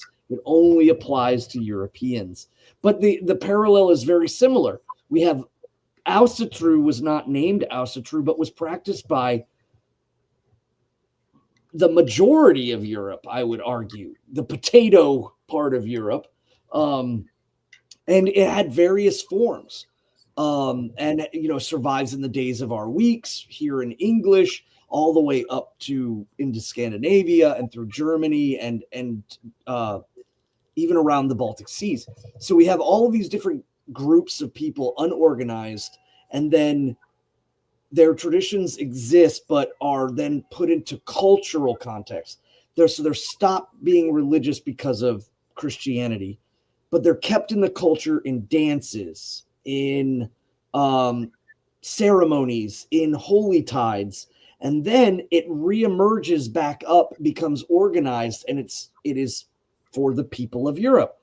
The same could be said about the natives. There's all these different groups of people. Perhaps they have some interlinking. I'm not a scholar on Native American lore, but they're scattered. They're not organized. They get suppressed because of Christianity, but it still survives in dances and ceremonies and so on. And then they organize and create a Native American church. They would never dare say, oh, the lineage was broken, it's open to everyone, because again, that's cultural appropriation according to their postmodern Marxist dictums. So that's kind of a ridiculous one, and I always kind of bring that up. Would you say the same about like the Native American faith? And generally they say, oh, they didn't have one singular faith. I mean, neither did Europeans. But even within the people that honored the gods, the Aesir, there were differences in the way that they did it. So I think that idea of broken lineage, if we're talking about it, say not from a messianic way, that like you were saying, Azeragodi, but let's just say from a cultural way, then that makes it even easier to apply it to other peoples that they would never dare say. And that kind of, again, gets them into the hypocrisy. A follow-up comment is that when you try to bring it up to Native Americans, they're like, no, this is different because of this broken lineage argument. And I think that there probably was one Native American faith at some point, or at least a root faith that they're related to, just like there was one European faith at one point. There's a point of origin, and then there's a point of diversion where it takes many different forms as people migrate and time goes on. But it's the argument's just silly if you really believe in the gods. What I most often hear that from, and I think it comes from a number of different quarters, but sometimes it comes from circles of people that politically are, aligned with many of us in a lot of ways, but they don't really have faith. So they want to pick one that's cool. Like, what faith should white people have? Well, let's see. Let's look at the cards here. Like, wow, Russian Orthodox looks cool. They've got like dripping gold stuff that looks cool. They're super trad. Nah, Catholicism, that would be awesome. But no, they're super woke now. So let's find this. And it's this, let's choose one because it looks cool or because we like the imagery or whatever. But when you're evaluating your gods, they're real or they're not. And if they are real and they are sentient beings that are aware of things, what would prevent you from reestablishing your connection with them and reforging something that's broken? That their theories don't matter. I guess that it's always interesting to wonder, how to win an argument with them. But the longer that I do this, the less I care about that, because it's not about argumentation. We have a wonderful relationship with our gods. We receive their blessings constantly. We make offerings to them all of the time. The truth of Asatru and its efficacy and its approval by the Aesir is manifest in every aspect of my life and the life of my family and the life of my friends. What some internet nerd tells me you can and can't do with religion doesn't matter, because I'm living my life in the light of the Aesir and engulfed in decades worth of actual practice of Asatru. So, they're wrong. Yes, you can. Look at the AFA. We're currently doing it. I'm curious what the folks that make that suggestion, I'm curious about their religious practice and the effects that they feel of it in their life and the lives of their family. And I can't speak to that. Maybe it's awesome. I think a lot of the time it's not.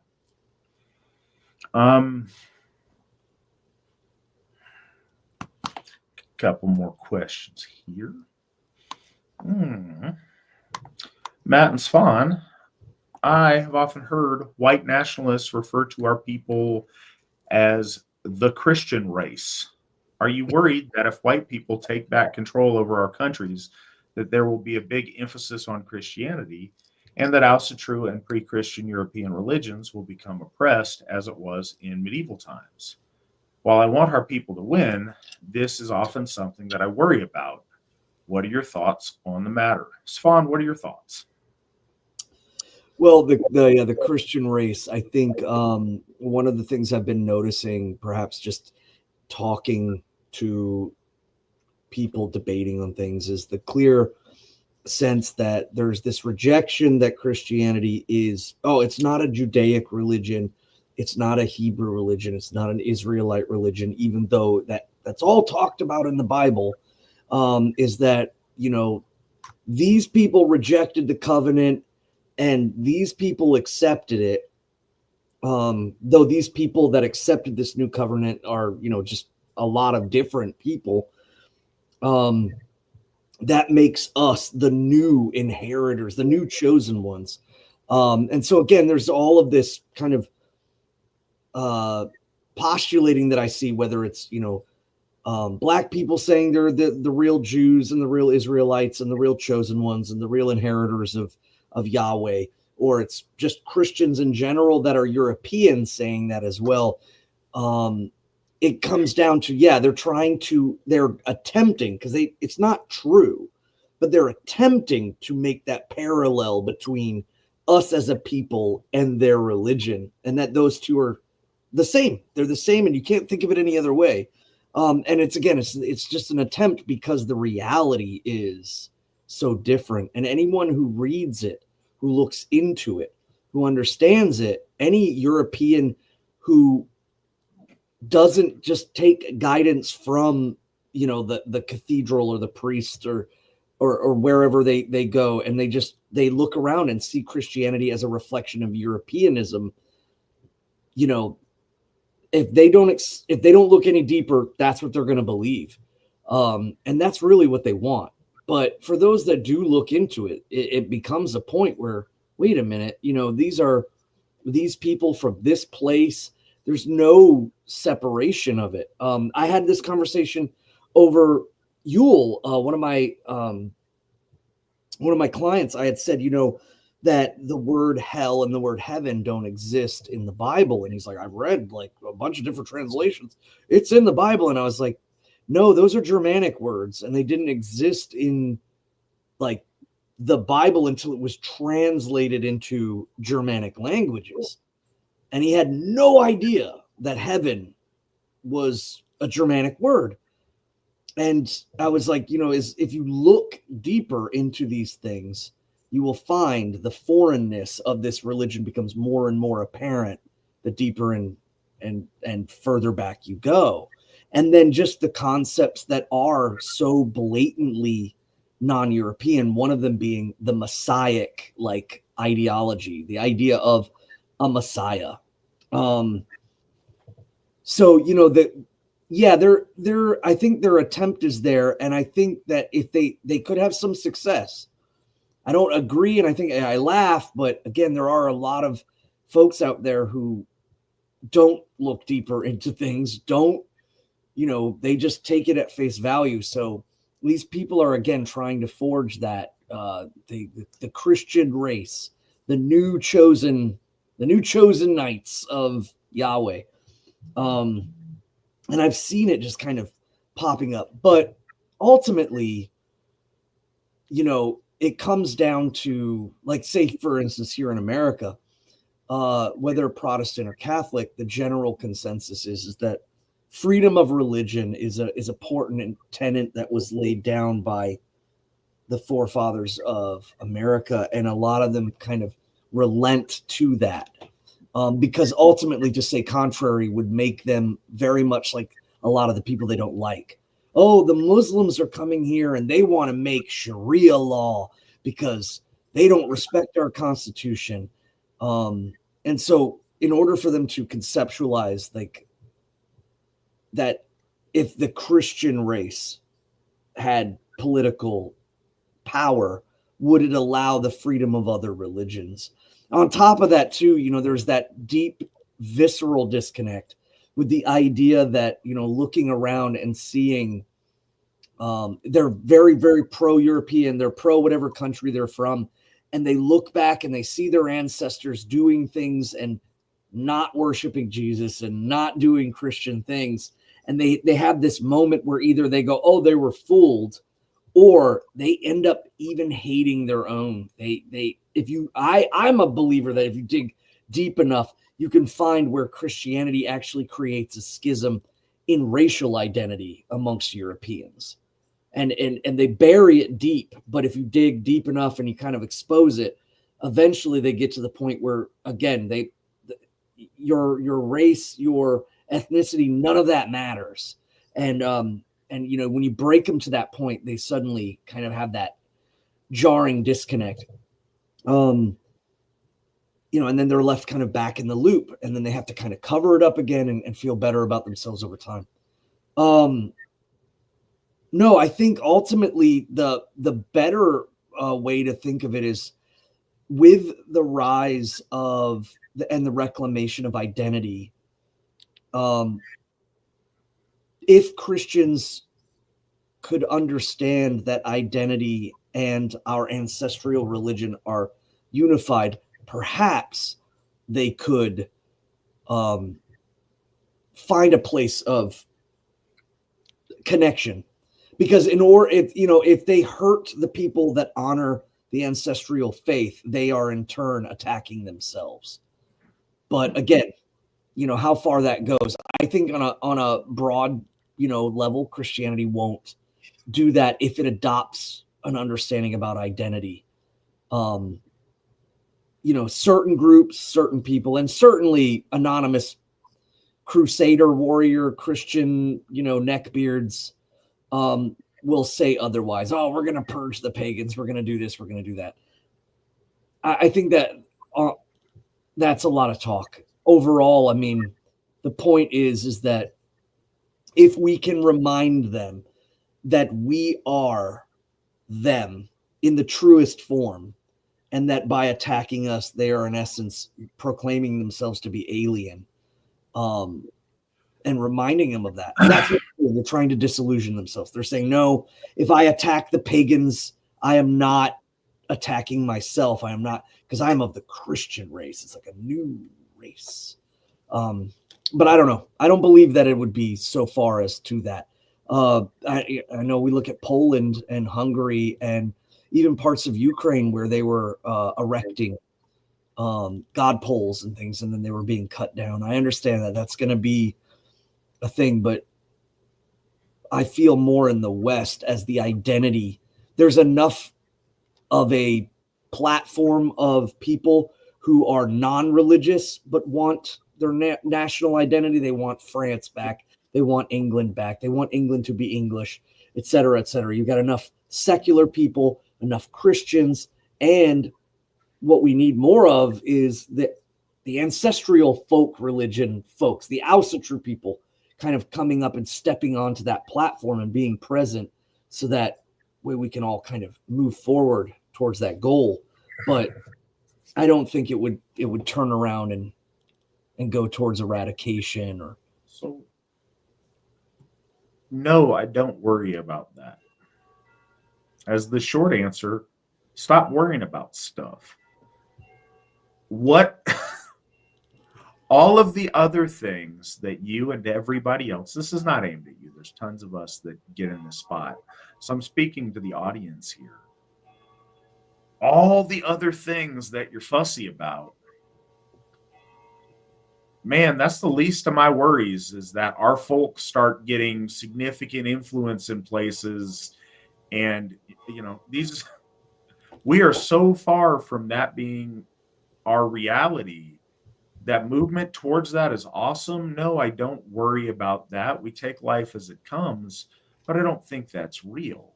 I mean, that's not a real thing we're facing. And as many, most of the people that say that are also the adorners of couches, and they're not doing anything. They haven't moved anything forward. They're sitting around fantasizing about something that doesn't exist, isn't happening, but they're furiously typing it on their phone to virtue signal to their buddies. That's not real. We're facing what is real, and we are so far out of that being a real thing. There are so many steps between having white people controlled countries to where we need to worry about them establishing theocratic rule that's Christian. I think that's a waste of time to worry about. That's not a real thing. And as some of the commenters said, no, most white people are atheists, unfortunately.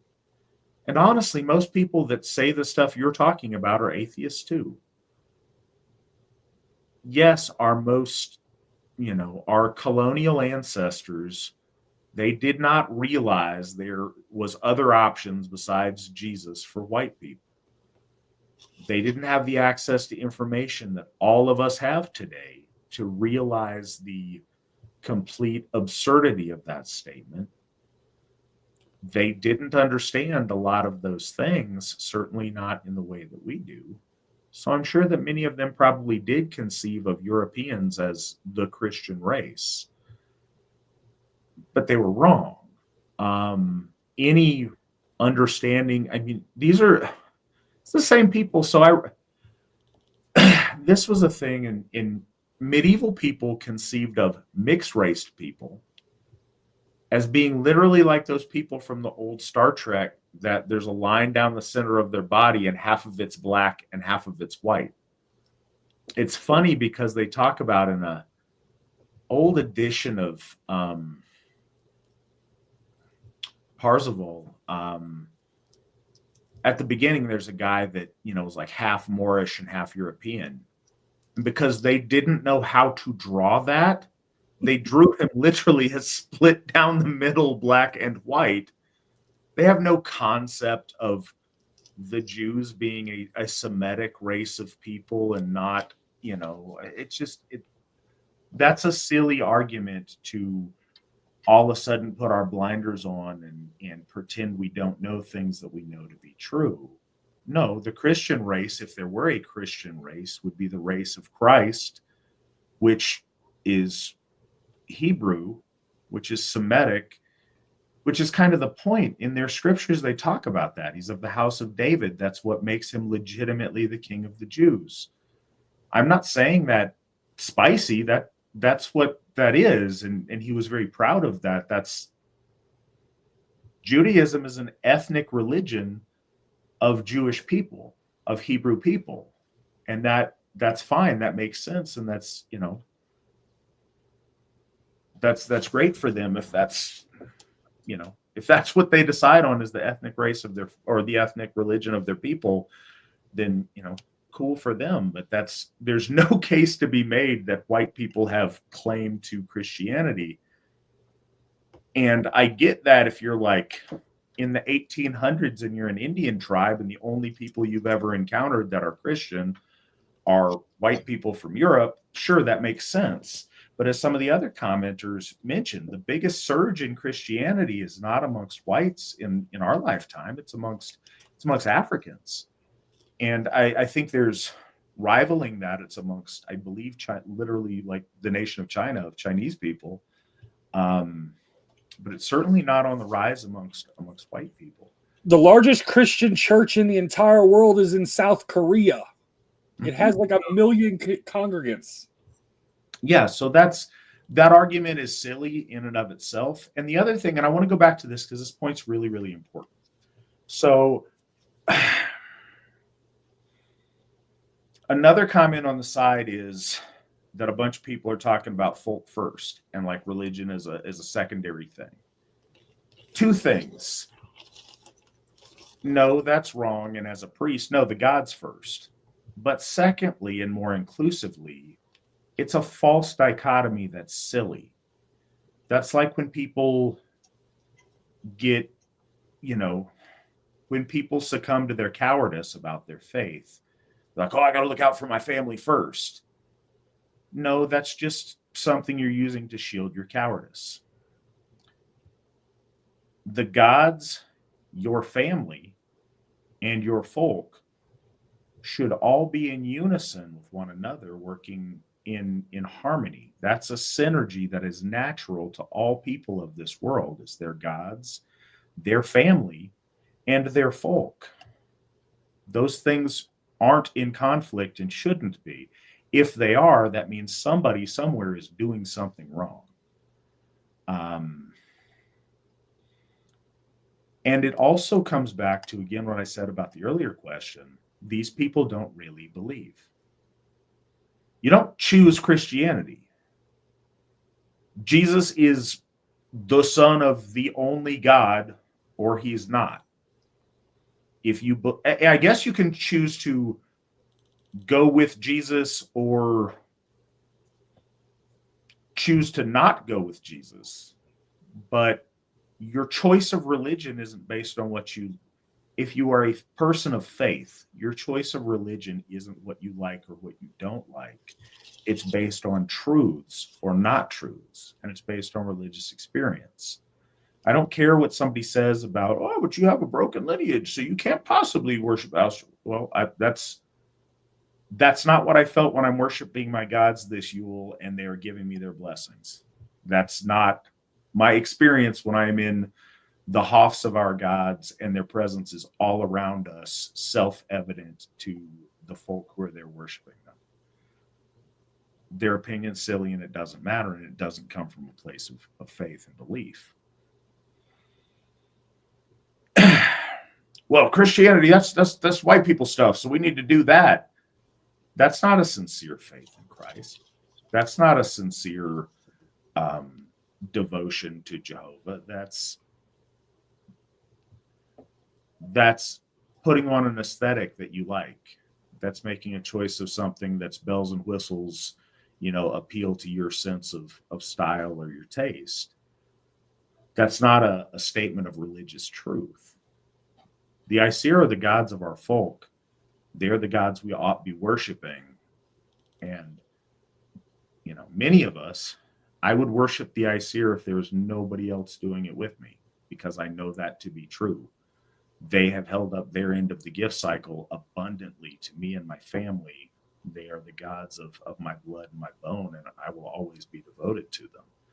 It's not a question of choice I could choose to betray them, but I can't choose to it be true or untrue. They are true. I can either act in accordance with that or, live in denial of that, but the truth remains true. These endless political talking in circles and getting nowhere that these folks do on their keyboards, they should focus on things that actually matter and that actually affect life and make it better. I don't see them do that. I see them, actually, instead of getting out there, getting in the arena and being part of something that's making things better. So yeah, that's silly. I don't worry about that at all. I think all of the steps to get where you're suggesting those people might take us, all of those move us in a really, really cool direction. And there's a lot of stops between here and there to make sure that there is a place for us to practice our ancestral faith. And I think that those same people would be much more successful in their endeavors if they align themselves with the true gods of their folk instead of, Middle Eastern lark.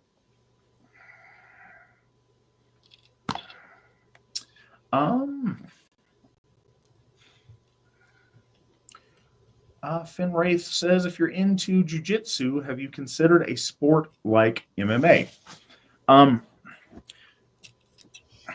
No, I'm old. To be legitimately competitive in that, I'm sure that there are divisions for old people, but I've got all kind of joint issues and other stuff. And I'm not opposed to that. I think that's cool. I think if people want to compete in that, it's really cool.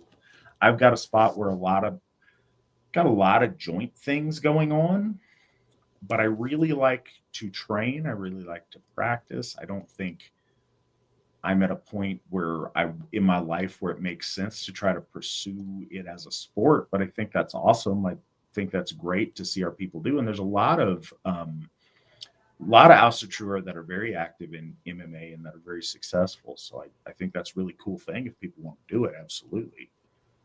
All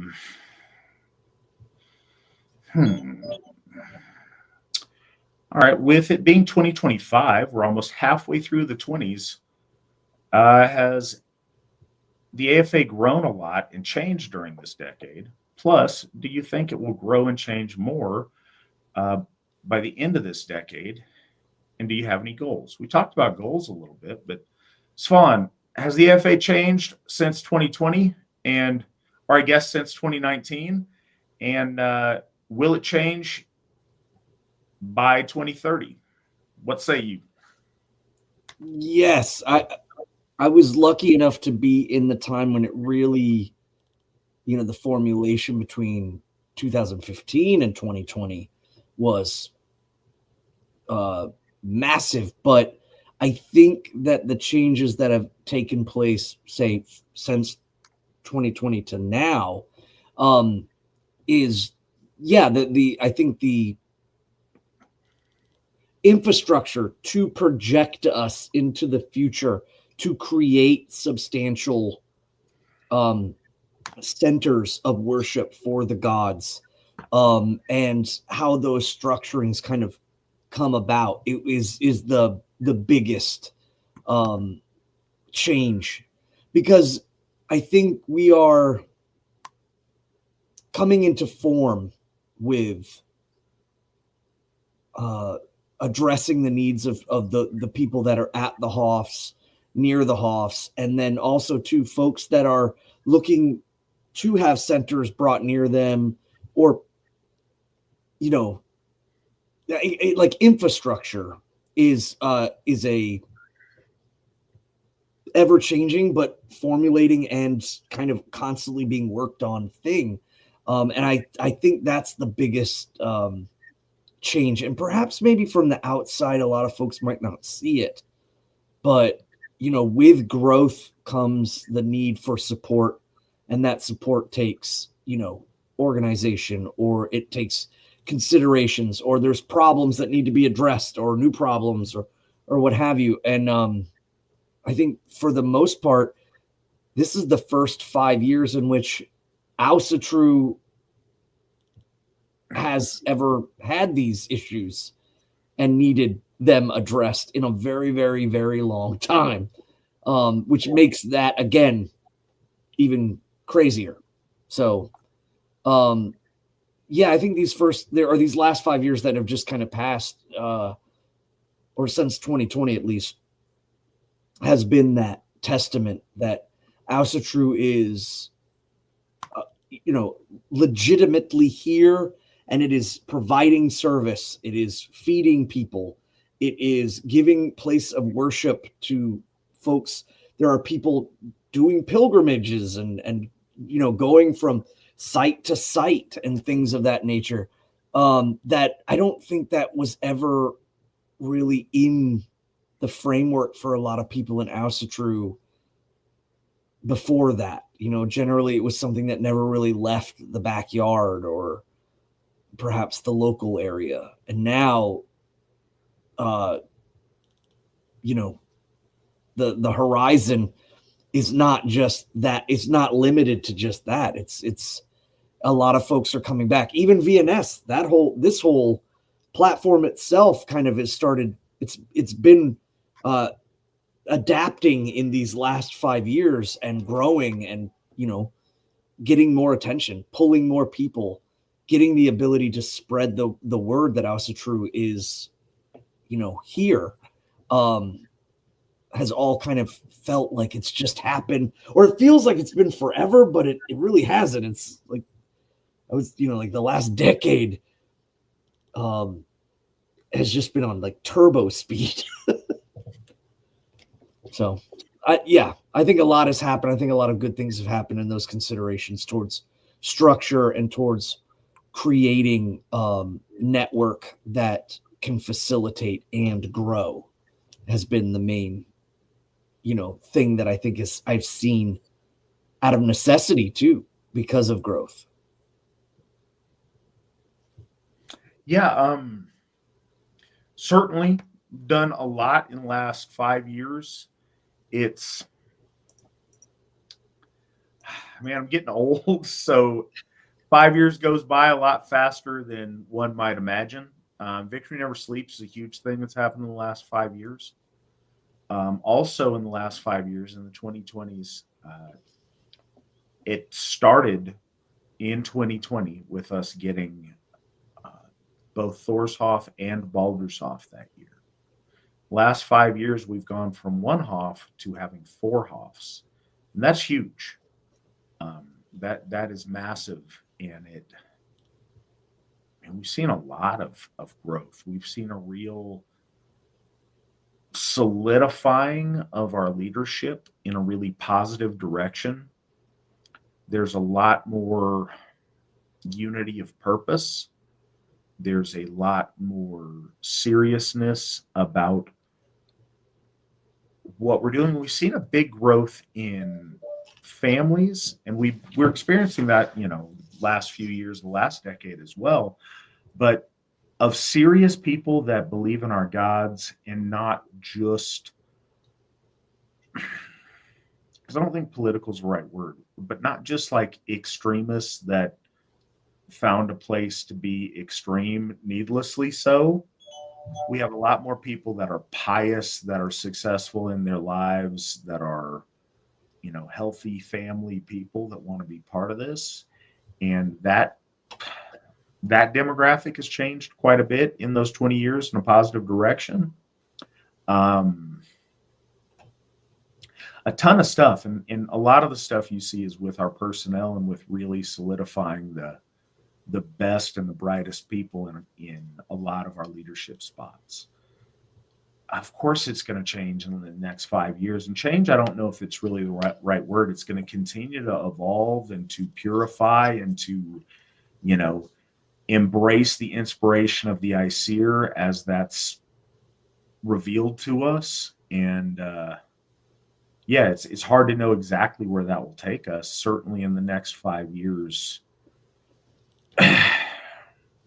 I don't want to overpromise and underdeliver. In the next 5 years, I would be very surprised if we didn't have Phrasehoff. I would be extremely surprised if that didn't happen in the next 5 years. Would not be surprised if we did have both Phrasehoff and Tiershoff within the next 5 years. It's not a promise, but I do think that might be a likely thing to occur. So yes, there'll be a lot of things, and I'm excited to see just what shape those changes or that evolution will look like in that time. So Croatian War Master, I'm going to throw out an uncomfortable question. What do you think of Ukrainians and their heroic struggle? Many Asatru and Rodnovri fight for Ukraine. Band Molot is all veterans of UKR forces who honor Wotan and in their songs and art, while those who attack them are literal communists, pretend Christians, and non-Aryans from Chechnya, Korea, and Tajikistan.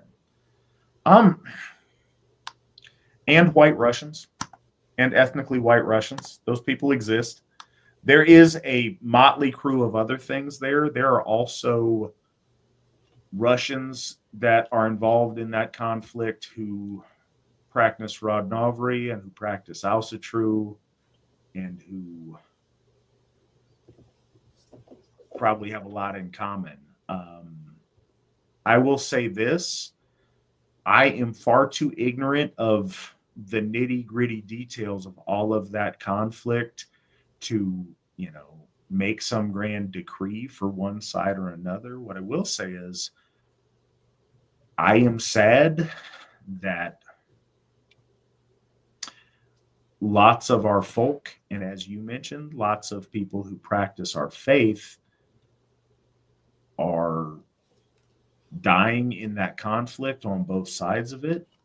I am sad that lots of Asatru mothers and mothers will not have husbands that come home, and Asatru children will not have fathers that get to raise them, and that is sad.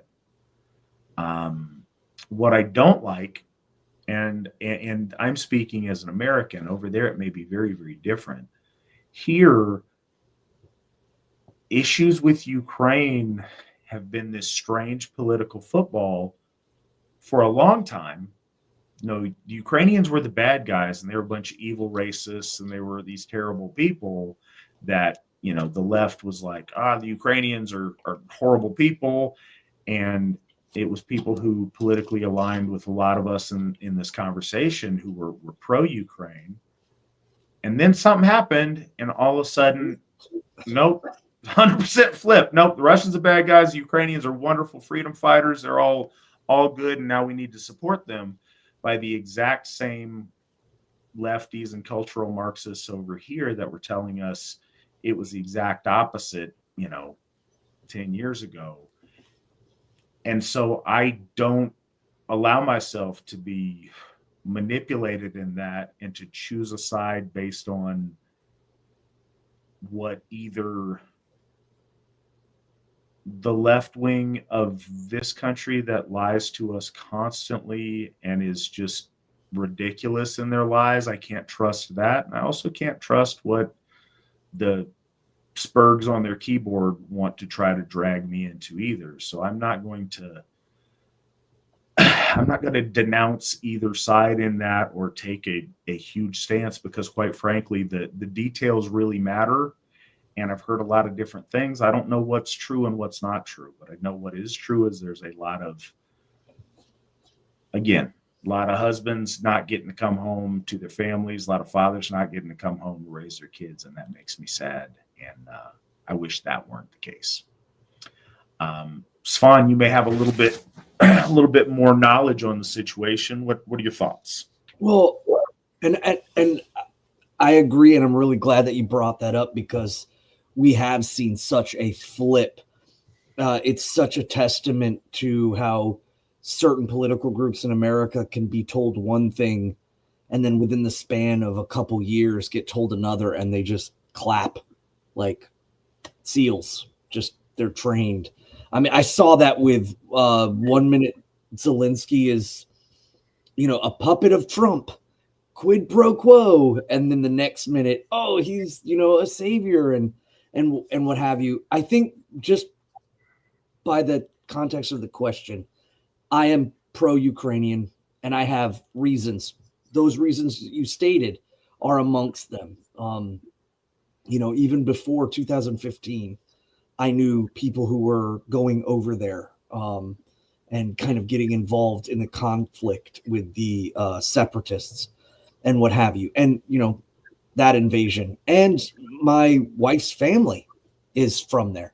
My wife lived there for some time teaching English. So kind of have some skin in the game on that one. My 103-year-old the great grandmother on my wife's side who lives with us, she's had her parents fled from Ukraine and came here to America because of the Russian invasions of the Bolsheviks. And so, she's 103 now and seeing this kind of invasion again. So on the ground level, I am very much pro-Ukrainian, and I'm speaking about that from my personal, not from position of being in the church. And I think that Asatru Gothi is wise in the sense that there is so much misinformation, but I kind of view it as like there's this invisible level down on the bottom. I am pro-Ukraine. I don't think Russia should be invading there, and I realize a lot of the folks fighting there are of our faith, and they're attempting to, keep the nation from being absorbed in this Eastern conglomerate. And then there's there's this invisible line where all of a sudden then there's NATO, and there's the global West, and there's Russia and the global East. And the allegiance between Russia and China, and this kind of attempt to polarize the globe, and it's all kind of being played out on the ground level here with Ukraine. And that bigger level stuff, I'm not a huge fan of the global West, nor am I a huge fan of the up and coming conglomerate East. And I'm speaking of, if anybody's familiar with like Alexander Dugin's, fourth political position and the idea of this, the polarizing between the East and the West in many ways, the West and what we can see and the critiques against it, I can see those critiques very, very easily. And, the things that are offered by the East, a lot of people are attracted to, strong faith, strong morals, and all of those things, especially since, as it's kind of laid out in that book, The Fourth Political Position, Alexander Dugin says, that the East must show all of the fallacies of the West and then panel themselves as opposite of it. So they become, the patriarchal, moralistic, traditionalist society, and the West is sexual deviancies and rainbows. And that's very easy to do. However, that's not all of the West. We can clearly see that the West is, waking up from the miasma of, the degeneracy and leftism is kind of, I think, losing a lot of itself in certain places. And people are starting to openly discuss topics that no one would ever talk about 10 years ago. So, I think that there's hope that the West can break out of it. And I think that the East and its conglomeration is presenting itself far more falsely than it actually is when it comes to, the real economic power that they're trying to create versus this, the Russians are Orthodox and they're standing for, God and family and all of these things. And people on the internet get caught up in that. And I understand. I mean, they want to have what they see as wrong in the world around them. But that's that kind of upper level argument versus the lower level argument for me. And the lower level argument is, on the ground, I've been, paying attention to a lot of the combat footage as I am a combat veteran from 3 separate conflicts. Seeing that kind of play, where the money is going, how money is being pushed around, the utilization of funding, even to the point where I guess Canada was saying they were going to confiscate guns of their own citizens and give them to the Ukrainians. Like, it is a wild time. Ukrainians need Grandpa's shotgun. Right. It blows my mind. And again, Grandpa's squirrel gun's going to turn the tide. Right. And the fact that you would literally rob your own citizenry, of their defense against tyranny and give it to people who are also fighting against tyranny, but you're not seeing the kind of insanity in that is just blows my mind. But yeah, so from a personal level, I am deeply supportive of the Ukrainians. And I, have been paying attention to a lot of the nitty gritty details. But yeah, when we get up into the upper echelons of geopolitical stuff, that's where it gets even, I think, more convoluted, confusing. People are going one way or another. They're being told to go one way or another. And it gets super,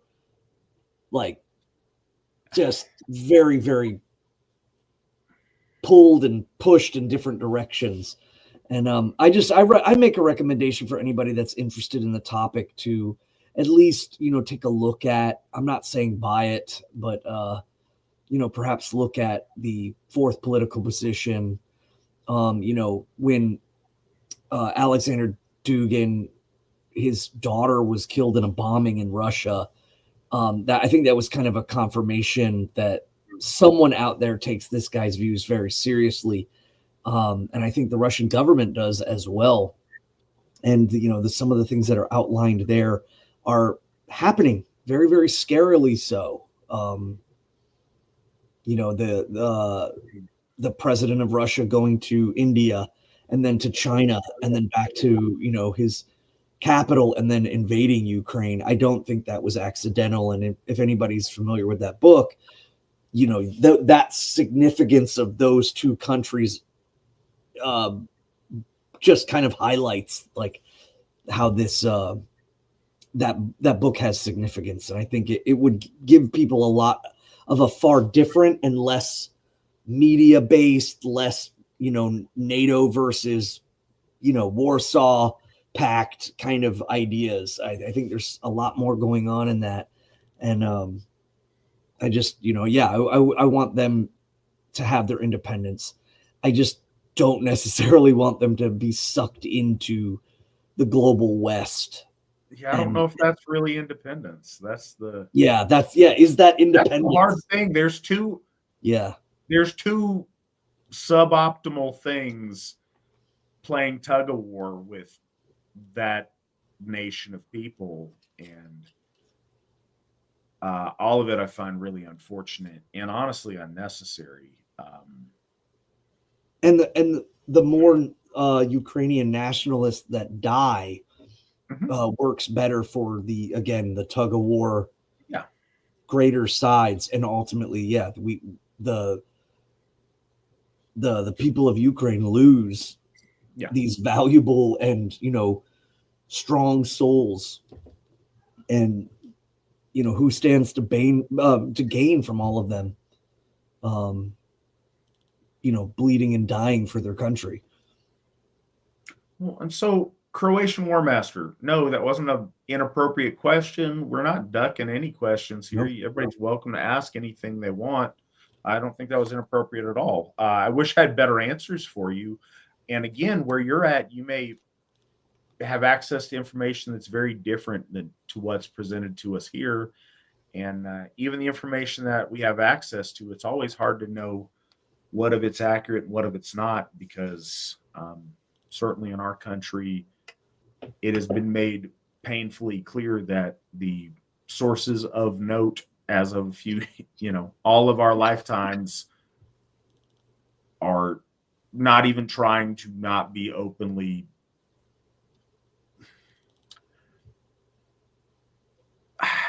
Yeah, I don't know if there's like a nicer or a less. No, they're just openly lying to us about stuff and repeating lies because their paymasters tell them that they must, and most of them don't know any better anyway. They're just reading off teleprompter on it. We don't have a lot of investigative journalism represented in the mainstream here. There's a lot of alternative sources, which is cool now, but our mainstream journalism over here is not that anymore.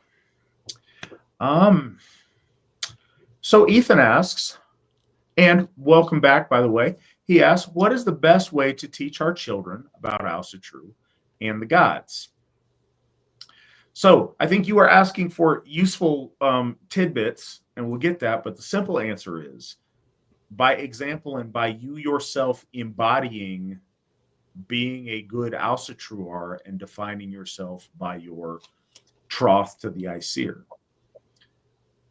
That takes a lot of different forms, and I think there's a lot of right answers depending on your kids. I don't think there's one best way to do it in specific, but in general, them participating in it with you, them seeing you do it, not taking like, well, I'll let them decide their religion when they're old enough. No, that's abdicating your responsibility as a father. Raise them to worship our gods. If they become adults and they choose to turn their back on the Aesir, that's on them, but it's your job to raise them in this if this is what you believe is the best course for them and what's right to do. But yeah, example, like they pick up on, and I say this, I don't know how old your children are, and I don't claim to be an expert on parenting altogether. I'm figuring it out the best I can as I go. I have one child, and she is 4.5, and she is absolutely amazing. But I am always surprised at how much stuff she picks up on. She can tell if stuff's serious or if it's not. It's been a really cool, and this is not the question that you asked, but I'm going to share it anyway because it's really cool.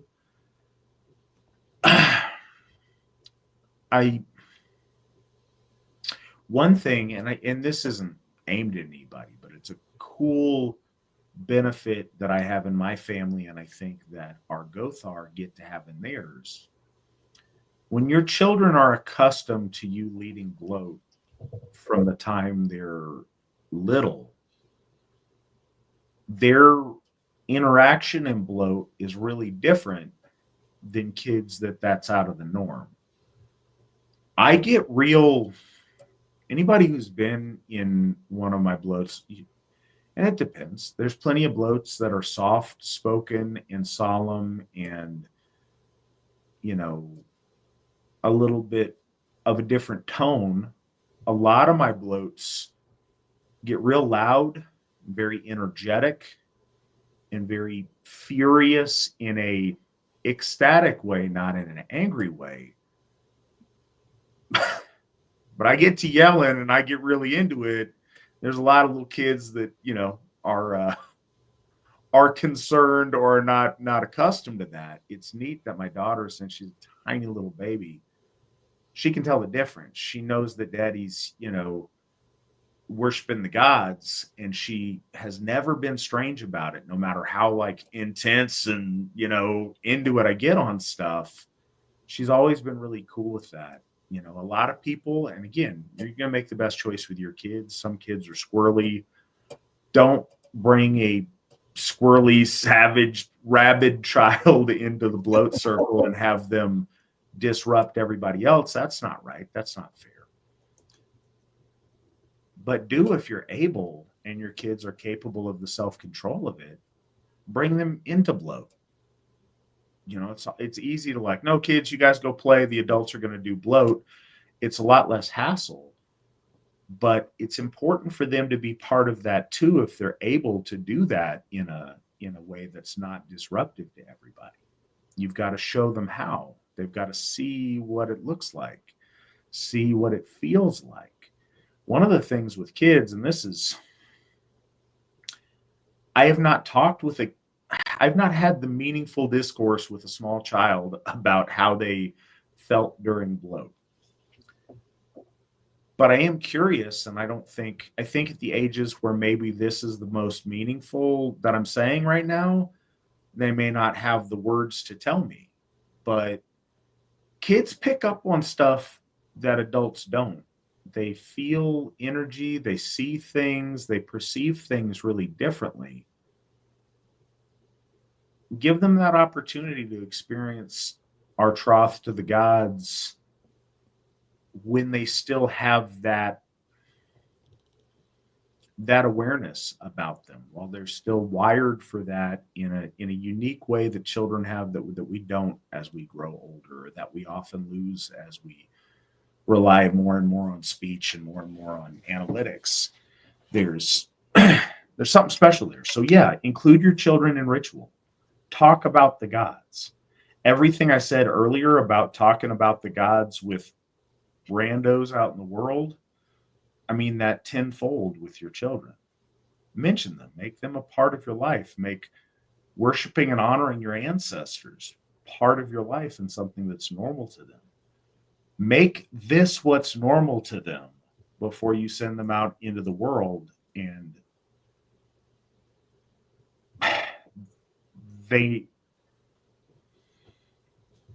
one of the and we're at the top of the year, so we're talking about the future and the past and taking stock of things.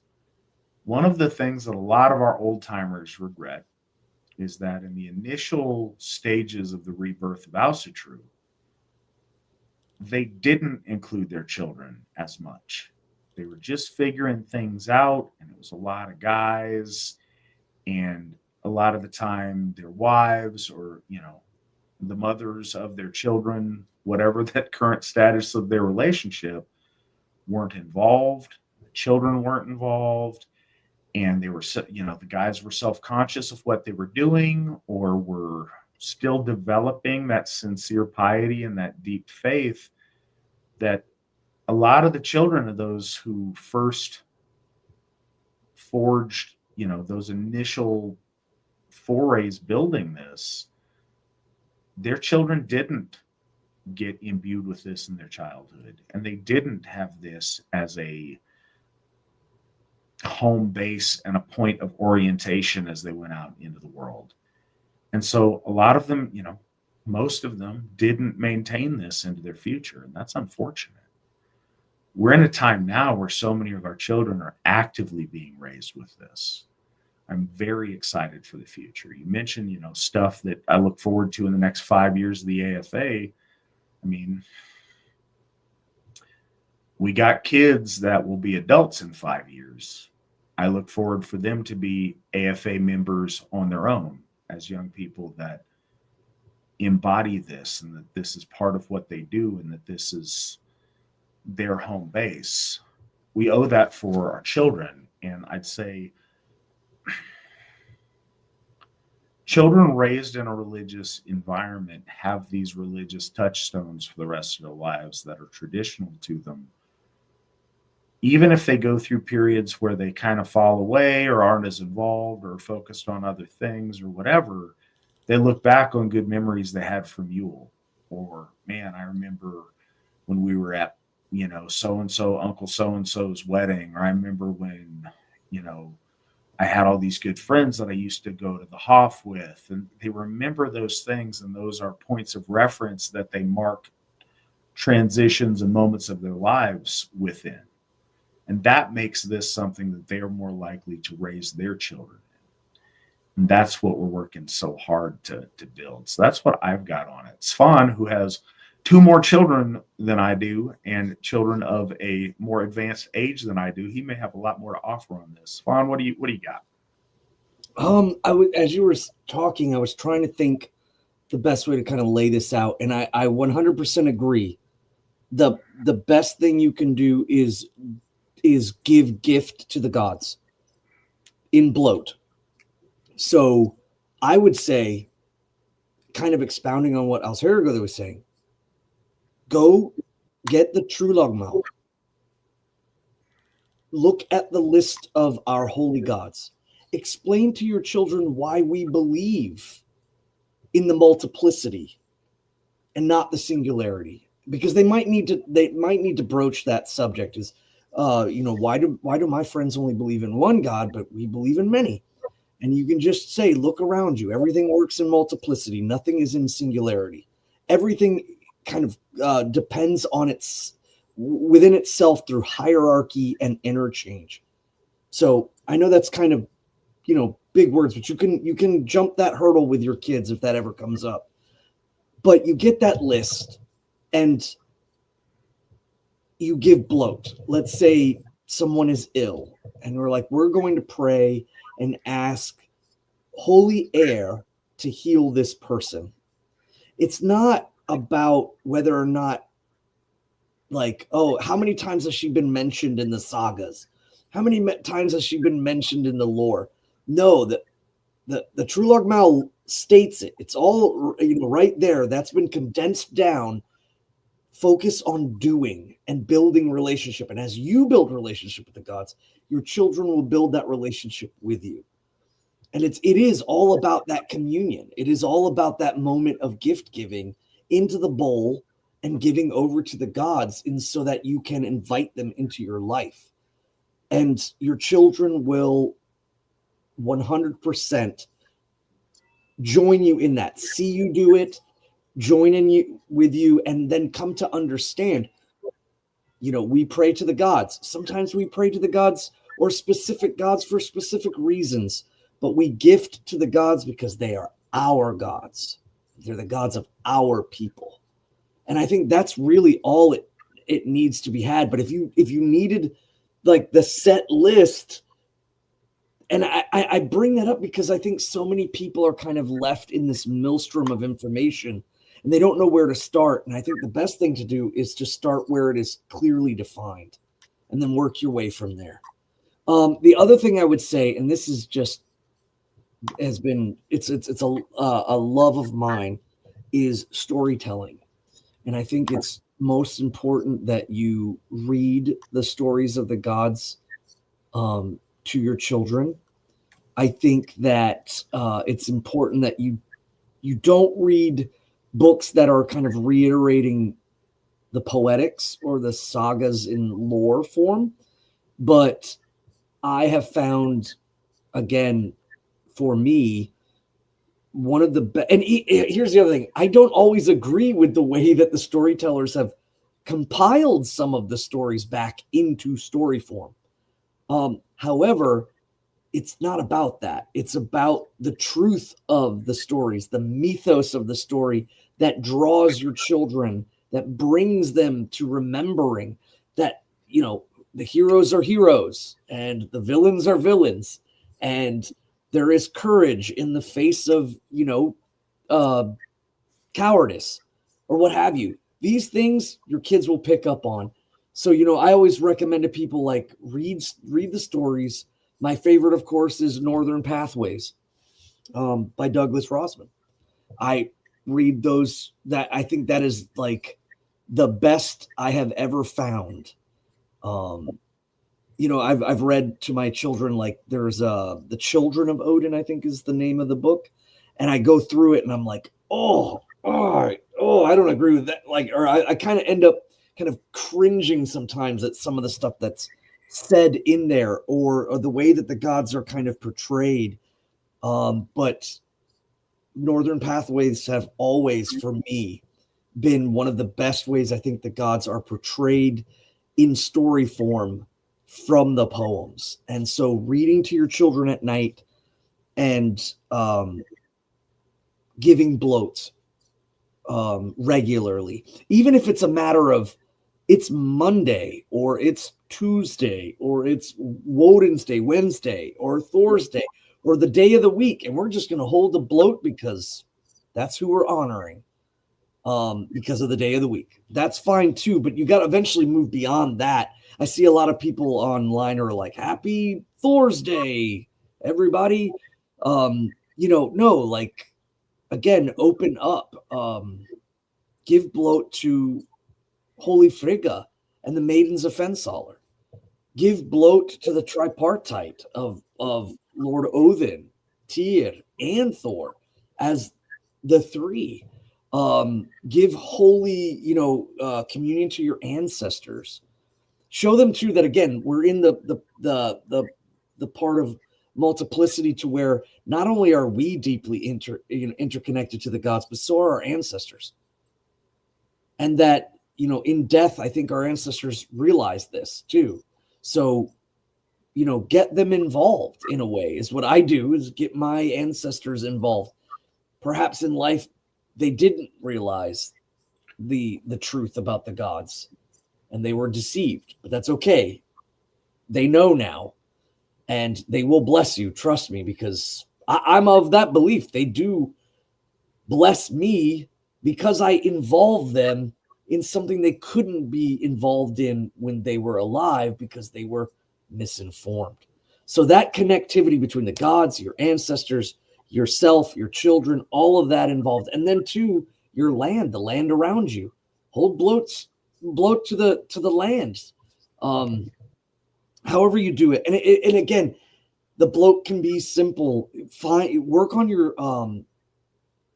I think the biggest thing is the way in which you would do it. I know if you go to a national event and you attend a bloat, it will most likely look very different than what you do at home. So formalize your home prayer with the understanding that's what it's for. It's for you and your family. And then, as they grow older and they become more and more a part of the AFA and they come to a national event, then they'll understand, well, this is kind of like how it is done in, big groups or at a Hof. And they'll understand. It'll be easier for them to evolve and understand because they have a strong foundation at the Harrow at home. Yeah, absolutely. All really good ideas. There's a lot of right ways to do it, but and reach out to your Gothar and ask the best them. way is, the best way is to get up and try. That's the thing. I think that so much, and rightly so, I'm not critical. Please realize a lot of these things that I'm saying so flip is like, well, of course, get off your ads. Like, go do. A lot of this isn't, these are things that I struggle with too. And when I say struggle with, like, you get lost in your head overthinking something. I mentioned that earlier when you asked me, if someone were to ask me my 5 favorite movies, I'd sit here all day trying to figure it out instead of telling you what the movies are. When you want to think about what's the best way to teach your kids, you can spend forever endlessly going over what may or may not be the best way, but most ways are better than not doing it at all and not trying. So the biggest thing is to actually make that effort. And I think any sincere and earnest effort you do is going to yield results and help move you in the right direction. And the other thing, our gods and the ancestors have a hand in it as well. I firmly believe that if you are participating in the gift cycle with our gods and you are doing the best that you can, then they'll help give a nudge to make some stuff work. And I know that to be true in my own life. I mean, The gods have helped me a great deal in a lot of things that I've done, and I'm very thankful for it. And I think if you're sincerely trying to teach Asatru to your children and open that door and make that happen, the Aesir will reach back. The ancestors will reach back. They have a hand to play in it as well. You have to facilitate it by putting in the work. So Mary, go ahead. I was going to say, I see over here somebody saying I'm spreading Duganism online. Please, no. I'm just encouraging people to see different influencing factors. Sorry. I just saw Lucat said I'm spreading Duganism. Like, no, I'm not a big fan of all that. Anyways, sorry. So Mary wants to know, she says, Witan Svan, would you care to comment on the reasons why our European and North Atlantic Islander ancestors abandoned our gods and goddesses and turned to a Middle Eastern alien cult? Svan, what do you got to say about that? Yeah, I think depending on where, there's different reasons. I mean, obviously, Charlemagne and Central Europe and the battle was hard fought. You know, he slayed a lot of his fellow, Germans. But again, I think our ancestors didn't context themselves as much as they perhaps should have. The adoption of this foreign faith, was Charlemagne doing the work of the Hebrews? I don't think so. I think he was thinking more along the lines of doing the will of Rome in a way. But as it went northward, over time, the battling kind of settled down. And once that happened, I think the name of the game was usury. I think the name of the game was, marriage. And, you can't wed my daughter and build allegiances with my kingdom unless you, adopt this faith from Rome. Because I really do think it wasn't so foreign to them. I think that's one of the biggest problems that our people have just in general is they don't realize how foreign Christianity is. And so I always try to emphasize to people like how Middle Eastern it is. Because if they get that, then suddenly it becomes so much more apparent. But they did it through marriage and through land leasing. And then, it kind of had an upsurgence of violence again when it came to the north in Scandinavia with like Olaf Tryggvason and all of that. I think that Iceland was lucky in that the conversion wasn't violent. Again, they went under the cloak, clearly not a Christian practice, in order to determine that it would be able to kind of worm its way into society. But what that ultimately did was stop it from being eradicated to the point where it could never come back again. I think that it's worth remembering too that our lore that we are going over right now is super important, but the belief of our ancestors was strong. And it is kind of like the rime ice, the edge of what was once of a deep well, our lore. And because of that, it's allowed us to fill that basin back in again and have it resurge. But, our ancestors being converted, I don't think was from a lack of faith. I think it was a lack of perhaps worldliness or perhaps an understanding of outside threats, things that they hadn't ever really dealt with, that a religion that was built in the Silk Road in the intersection of 3 continents, that was, in the armpit of the Mediterranean and was a highly traversed area. They were used to some of those ideas and concepts and kind of was built out of that. And our ancestors were not. And I think that the gods understood that this was gonna be a lesson that we were gonna learn. I don't think it was about the gods. If the gods were real, then why'd they let it happen? I was like, I think that, yeah, the things that the gods have seen their folk go through,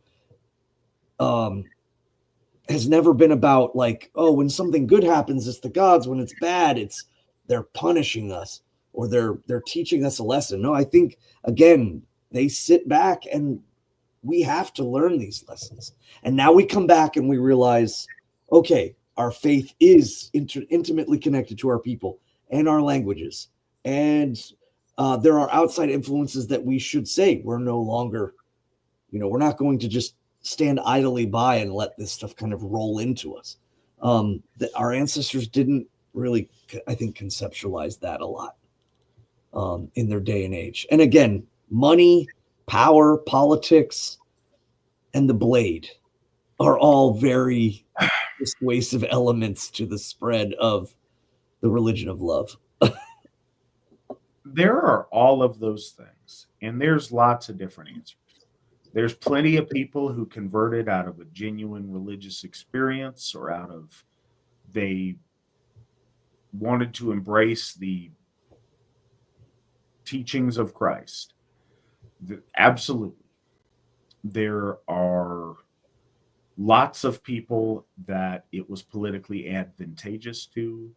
Our ancestors weren't all these amazing, pious people of faith. They were a broad cross section of people. Some of them were very faithful. Some of them were treacherous and, of low quality. Some of them were heroes. Some of them were cowards. Some of them were, noble, and some of them were ignoble.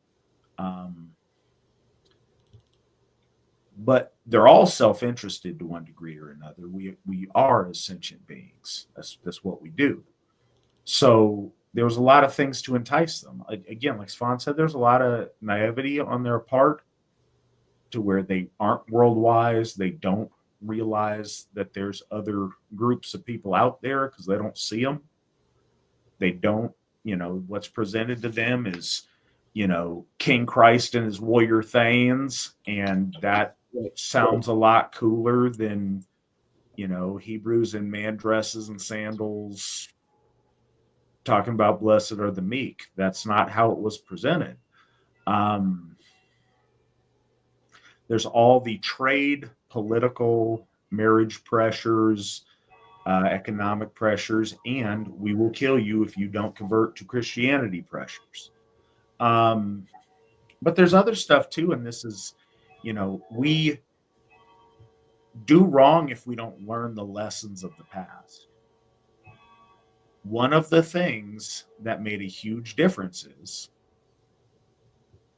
Christianity functioned on the backs of an imperial Roman structure that unified the part of Europe it worked through, that unified a lot of Europe in a structure with strong organizations, with strong centralized rule, and that's powerful.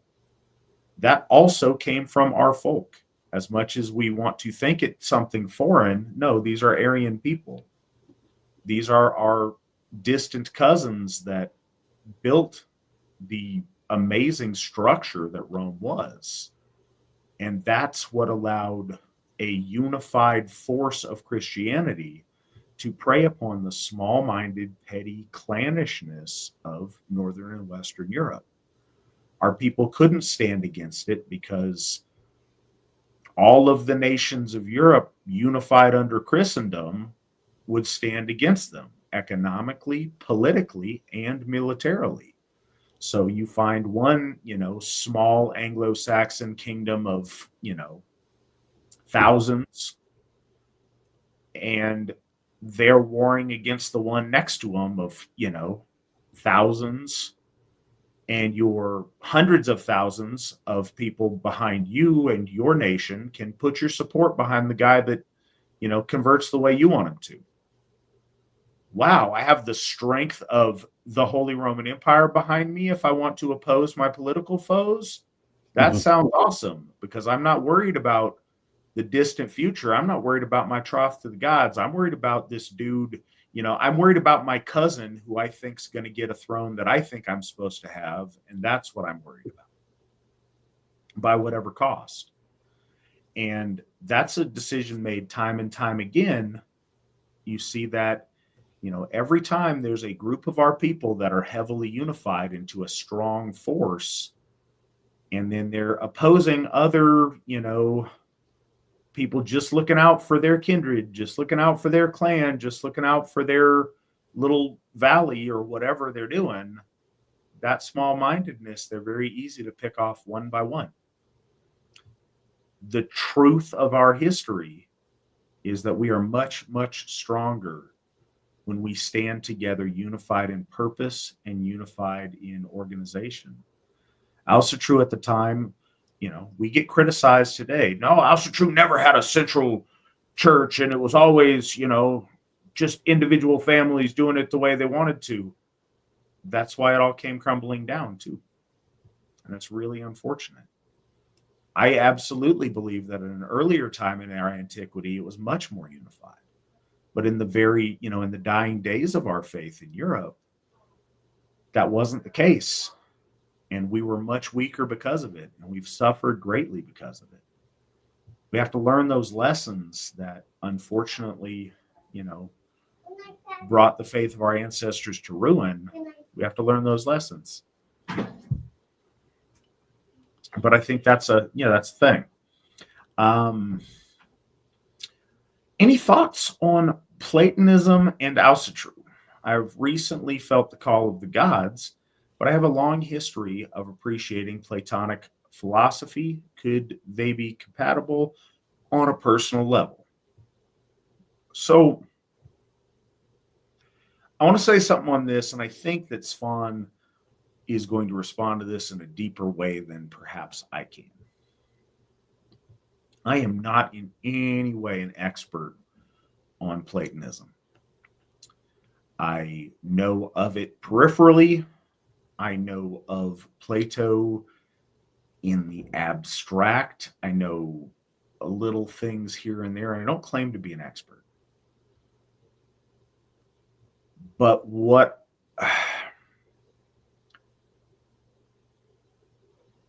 I think that if Plato were a real and serious philosopher that's devoted to the pursuit of truth, then it shouldn't matter to you whether those things are compatible or not. If our gods are real and you ought to have a relationship with them, then you should do that regardless of what a school of philosophy tells you. It's back. That's the thing. Philosophy and science are all mechanisms to weigh and measure truth or to help provide a roadmap to determining truth. They aren't truth. They're a step towards understanding it better or towards, trying to get to the things that are essential and important. The fundamental thing that is important is that truth and is those bigger things. If our gods exist and they're the gods of your folk and you feel compelled to build a relationship with them, then the writings of ancient Greek philosophers should not matter at all to the prevention of you doing that. It's not a mental experiment. It's a very real thing. I don't think you've ever contemplated, would Platonism allow me to call my grandma? Should I build a friendship with my neighbor next door? Let me consult Plato. Your interaction in building relationship with other people, and I do mean to narrow it down to that simple of a thing because I think it gets in the way when we make it more complicated. If the teachings of Plato prevent you from building a relationship with your gods, then they're wrong and should be discarded in that area of your life. That is important. It is real. It exists. And if you make those experimentations and forays into that and you try to build that relationship, you should try to make your philosophy conform to things that you know to be religiously true, as opposed to, be concerned of whether they match or not. Truth should be the value that you're seeking. So yeah, I can't speak to that because I don't know all the tenets of Platonism, and honestly, my understanding is it's kind of nebulous anyway on exactly what counts, and there's different schools of it. But yeah, you should worship the gods. The rest is downhill from that, and have that as your starting point to then see whether Asatru allows you to embrace Platonism as opposed to the other way around. And Svan will take it for here, and I'm going to go tuck my daughter in. So I'll be right back.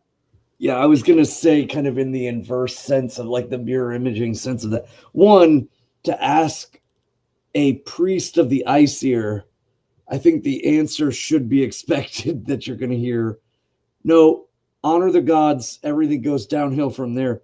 But let's look at it in the inverse sense. I don't think that the gods would view you exploring in wisdom the ideas of a philosophy,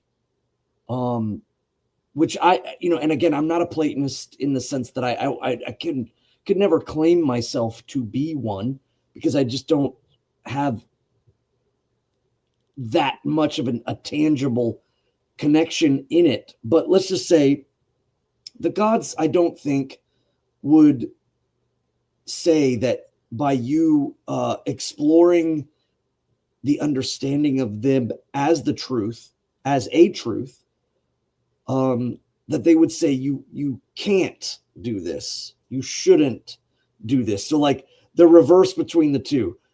Al-Siriguli is saying, if Platonism stands in your way of honoring the gods of your people, then it is wrong.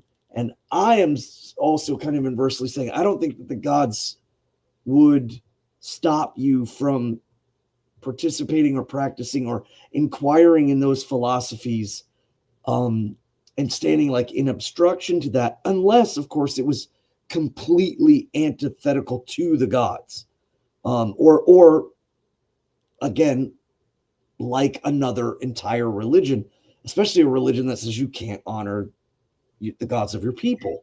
So I don't think that Platonism is that. I do see a lot of connectivity and ideas in Platonism that could absolutely apply to perhaps a better understanding, or maybe even for yourself, a personal better understanding of the gods, the divine, when we speak about, that interconnectivity of the oneness that is Yggdrasil. And Yggdrasil is that source. It's that one source that comes, that kind of centers everything. I think that has a lot of value in perhaps Plato's like theories of like the oneness, or the what is it? I forgot the name of it. The forms. And again, I'm going off of like college classes that I, attended after the Marines. I think that there's nothing of those two that can conflict with each other. I think it does really come from you. And Al-Siriguli is saying that if the blockage from one defeats the other, that should be corrected. And I think too, that is correct. But at the same time, I think that again, one kind of substantiates the search for the truth, and one is the truth. So they would be conflicting with each other. It's just a matter, again, of you exploring that understanding. I think that is what Lord Odin, I think beckons us to do, is to explore the consciousness in which he gave us, to explore the understanding of our consciousness in relation to them, the divine, our morals, and the way that we enact in the world. I just get no sense of like conflict there whatsoever. But again, if you ask a priest of the Aesir what should be done, the first thing that's coming is honor the gods of your folk, honor the gods, and go from there. Well, and any sincere philosophy is about a pursuit of truth in some way. It's just like science. I'm not anti-science. Science is awesome. Science should be pursuing truth. Science can be wrong. Science is wrong often. That's how science advances and develops. Sometimes it's just wrong, and other times it's incomplete, and it doesn't know that it's incomplete. And that's kind of the study of how it advances. And that's not a criticism. That is. Truth is always complete and exists, and it's not beholden to whether or not we get it or not. So anything we do to quantify, to try to figure out truth, to try to pursue truth, logically has to be subservient to truth. So I'm saying the first step is devote yourself to that which is true, which is our gods, and make your philosophy with that in mind. And it's also, something about Asatru that I really believe in. We sincerely hold truth as a core value. I'm not scared of science or philosophy or whatever else, like disproving our gods. No, our gods are true. I know that they are true. So whatever other inquiries in that are great. And ideally, those things enhance our faith and enhance our relationship to the gods. If they don't, I think we need to rethink those things, because they shouldn't violate things that we know to be true. So, and I say that, and something else I want to caution, because this was, the context in which this was said was, this is a person who's new to the faith that is feeling called towards it, but is thinking about these things. And we all do that. No part of me is being critical of your question or what you're going through mentally. I'm just offering, sincere counsel on that. What else I'd say, though, is don't overthink them. If you are trying to build a relationship with the gods, you need to be mentally in a spot where you accept the gods on their terms and don't try to make them conform to your terms. Open yourself to them like a child in a very simple way. Like, we have all built relationships in our life since the moment we're born, perhaps since we're in utero, between us and other living things. That doesn't require forethought and philosophy and science and all of these things. It requires genuine human connection between you and the other living thing that you are connecting with. Yes, there are tons of ways to evolve it and make it more than that and elevate it, and I'm not faulting any of that.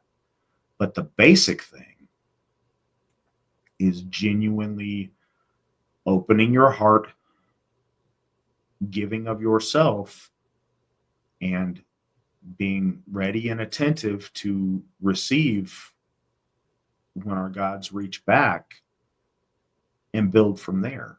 But don't overcomplicate it, because if you overthink it, you're not in an open place where you can receive that and feel that. You're distracted by the clutter in your head or the mental paradigms that you're trying to force it to fit. Don't do that.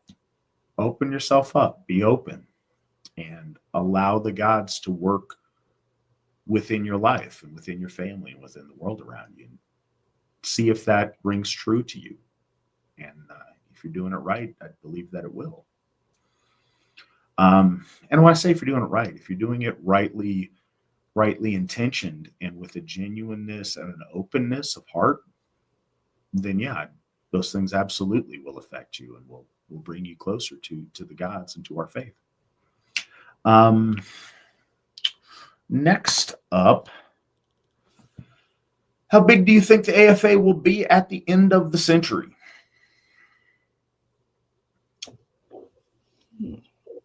When I am 119 years old, the Asatru Folk Assembly will. So realistically,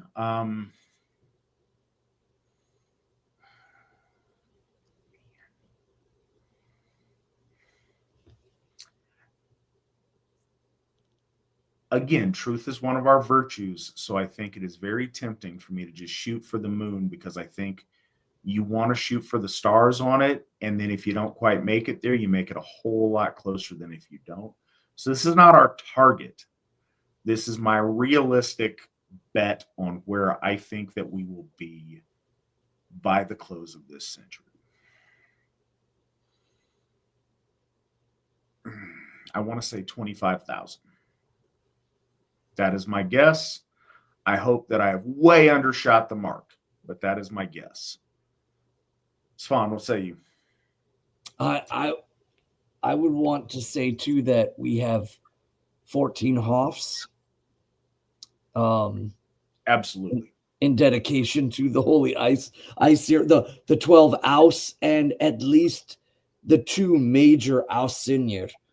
And not just in the United States, but in nations elsewhere, Canada, Europe, South Africa, South America, maybe, who knows, Argentina.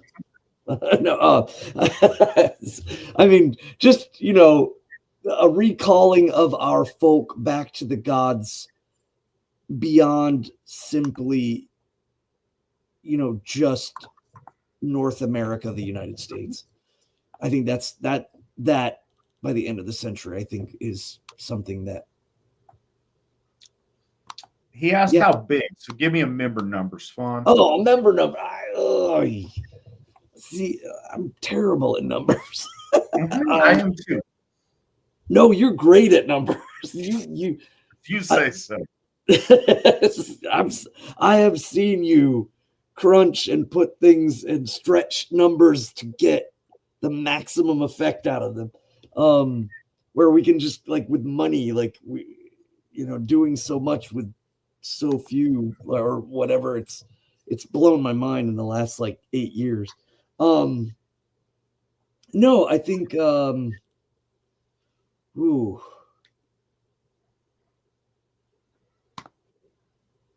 don't know. I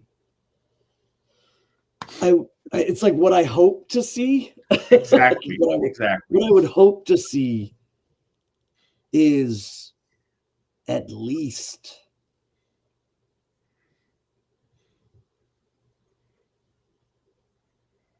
I would, and I'm just being not as hopeful, or I don't know, maybe because again, you see things in these numbers that I really don't. But I 15,000 total honored, trothful, proclamating to the Asatru Folk Assembly, Asatru us, like they are us, and we are all under one banner. At least by the end, but I think I'm being a little too, I don't know, pessimistic. Maybe sometimes, I don't know. We can overthink that forever. I think that's Don't that's put me fine, in and I hope that the both of us are just silly underestimating. But either of those things would be awesome to see. And I will say this: bigger than we are today by a substantial amount. I think that's a safe bet. And final question of the night: if our myths are eternal truths, and this is the thing, any question coming in after this, we're saving until next show. This might be meaty. We'll see how it goes. But I think it's a really good question to end on tonight. If our myths are eternal truths, can the myths that we've lost be revealed and then eventually written down? How are such truths revealed in the first place? Svan, what are your thoughts on the matter? Yes, I believe that the ultimate truths that are in our stories, because before they were poems, they were stories. And I believe that our stories hold not only just metaphysical truths, but actual physical truths. And I brought them up on here before with the relations of why Ayer and Raun are in the cauldron of the ocean, the primordial ocean, the blood of Ymir, and why the gods are connected to those two Jotun in specifics in relation to maintaining order and hierarchy in the middle world. Or I've talked about the reason why the sun has two horses and the earth has two horses, but the moon only has one. And again, out of all of those three bodies, the moon is the only one that doesn't spin on its own axis. So I'm talking about physical truths along with metaphysical truths. I think that these stories were passed down from the gods to us. In particular, I think the first storytellers, we would look at Heimdall and Kvasir. I often hold bloat to Kvasir as the first progenitor, the first, quite literally born of the mouth of the gods. But you know, as we go, I think let's just say, perfect example would be to look back at when we deviated from our faith to the gods, but yet the truths of the gods still showed through in our art, in our songs. The gods never went away. They just manifested under perhaps different names or titles. I brought that up, like about how the Ausenjur Gevion is the manifest destiny spirit, or Columbina or Columbia, or or what have you. These spirits of manifestation in Western society are our gods, perhaps under different names. And these truths still expound on the same truth. They're just not from the Eddas, because, you know, how did these truths come to us before the Eddas? You know, we do have our stories, but how did our ancestors know the relationship to have with Lord Odin before the Eddas were written down in Iceland? And they did through relationship, through living the religion, through interacting with the gods, through accepting that they have a will, and that will interplays into our world now. All of the stories we have of whether it's Sigurd the Dragon Slayer and the culmination of you know, Attila the Hun and the migration periods, and all of these things kind of coalescing and formulating into a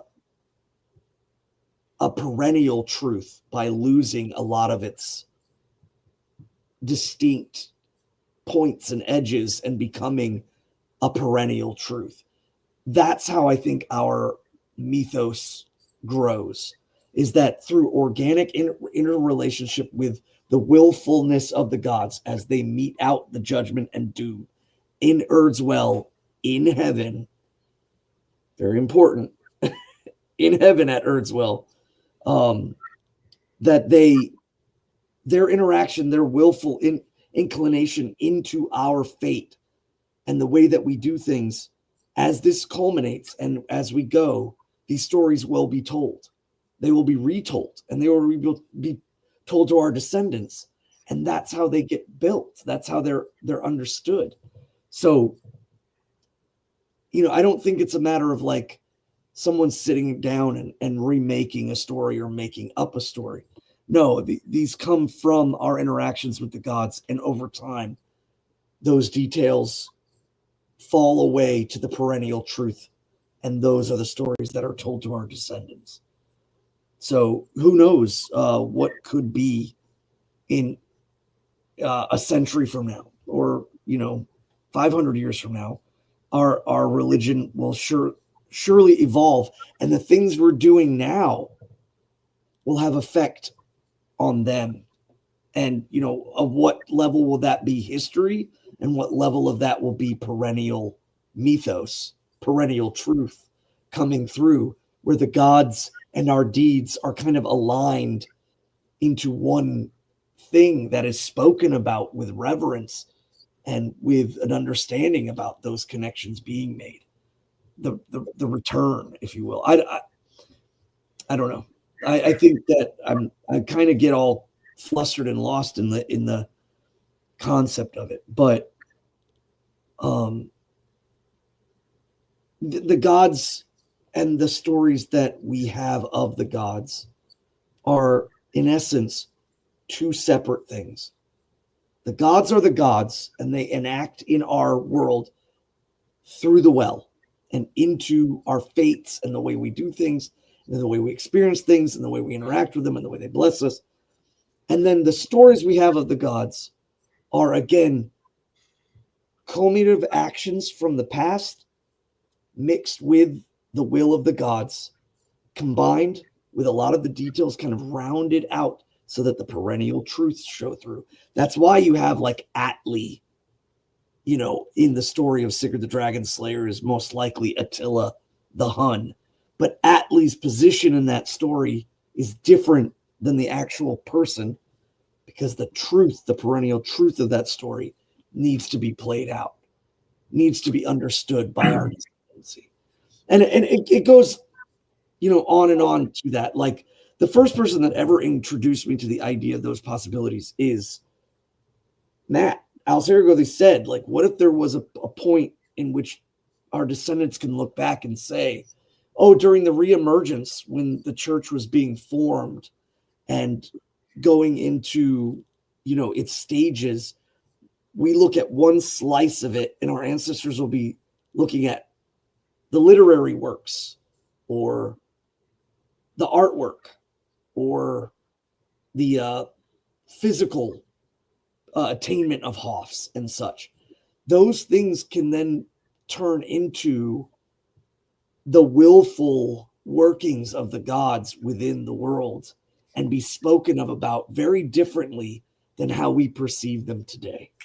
And that's how mythos works. That's how it becomes so powerful. Yeah, so to the question, can we either receive ancient knowledge, or can we acquire future knowledge as far as lore goes, as far as myths and communication from our gods in a real in a real bona fide lore way? Absolutely. What that looks like, how did that occur in the beginning? There's a beauty to the mystery of that a little bit of the awe goes away when you realize how sausage is made. It's still delicious, and it's still a thing. I think that we all, and we get like this when we look at ancient things and modern, well, actuallys and adorners of couches like to criticize anything new as just made up stuff, as if old things weren't. At some point, like, that's the thing, is I always wonder about that. Well, we'll run into it with runes. The Armanen runes are completely made up new age nonsense, but old Viking runes are awesome. Well, how come? At what point do you think, or are you suggesting that, Odin rode down on Sleipnir and handed a guy a bag of carved pieces of wood, and that's how the runes came to our ancestors? I'm not saying that didn't happen, but I don't know anybody that's saying that is what happened. But if you go far enough back in history, you just kind of write it off to like magic and whatever, and you don't think about it critically. as if that couldn't happen today, I think what likely happened in a lot of instances is that elders in Gothar and Vitki and people who were trusted and well acclimated and attuned to perceive those things and to have relationships with our gods received inspiration, and those inspirations played out. And the people with discernment were able to call BS on something if it wasn't true, and people with discernment were blessed with like, oh no, this is absolutely true. I prayed on this, and this is turned out to be confirmed by my experience and by my discernment and understanding. Whoa, this is true, and it becomes codified over time. And I think it happens little by little and over a long period of time. By the time we read our lore as written down, in the 1200s by Snorri and by Simondur, all of the characters look like Vikings and have Viking stuff and are described in a Viking picture because that's the context of the folk they're talking to, and that's what they have access to. Many of the things they're describing occur, in primordial mankind, pre-Stone Age, like in the way, way, way back where they didn't have, Bernies and helms and iron swords and things. But that's not the point. That's the set of paint they had to draw with. And so you draw with what you have. As this gets explained to our, distant descendants in year, 3025, maybe the lore as we are rediscovering it takes a more modern shape. Maybe the tales are told in a more modern context. But we rediscover and rebuild our understanding bit by bit. And it comes through relationship with the gods and through aligning ourselves as a church, as a people, and as individuals to be able to receive information from our gods, to be able to get that kind of gifting from the divine. But modern lore does become revealed to us. Now, if you're talking about big lore like, the sun being chased by wolves and stuff, the things that are completely outside of the direct interaction between human beings, that I think takes those shapes of some of the perennial things that Svan's talking about. If you're talking about the lore that involves interaction with gods and men, that's a little bit different. I think it's, we already see some of that.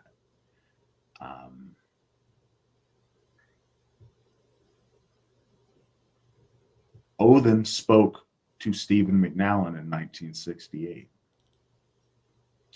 He forged a relationship and a bond with Stephen McNallen, and through that partnership, this occurred and was born from. That occurred and that happened. When Steve was in Africa, he was in Congo at the time, but there was a lot of political upheaval and borders were changing, things were happening.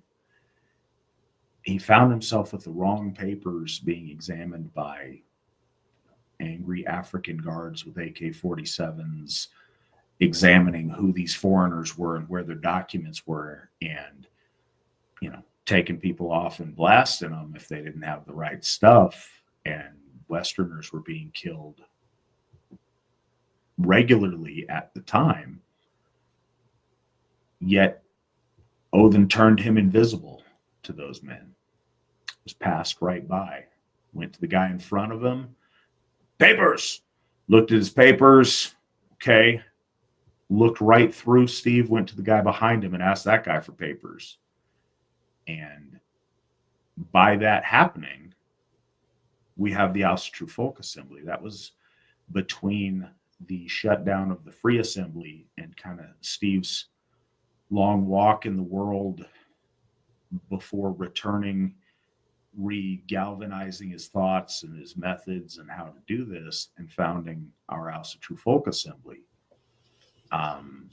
He was preserved by the hand of the All-Father. That happened. Those things happened, and as time goes on, what I say will sound a lot less fantastic and a lot more like lore and holy writ. Like, of course, that happened in the heroic days of Steve McMallen. And those kind of things happen over time. We have a modern skepticism about them, and rightly so. The world is full of nut jobs that say all kind of crazy nonsense. It's just not. Either it's poorly intentioned, or we got a whole bunch of people that are nuts, or have a whole bunch of other psychological problems and make stuff up and are delusional. We also have people that are genuinely touched by the divine. We also have people that are heroes that will be celebrated in song and legend, and that their lives will become the lore of our great-great-grandchildren in a very one-for-one, the Steve's Leo will be part of their Edda that they get, And I think that's, I think that's a very real thing. But sometimes it takes, we all do this. And so I laughingly these, actuallys with their celebrating things because they're ancient. It's cool if it's ancient. It sounds awesome. It meets all of our expectations of uncovered ancient tomes with, it meets all of our Indiana Jones fantasies on stuff. But with every one of those things, at some point, that was yesterday. At some point, man, did you see that thing that happened yesterday?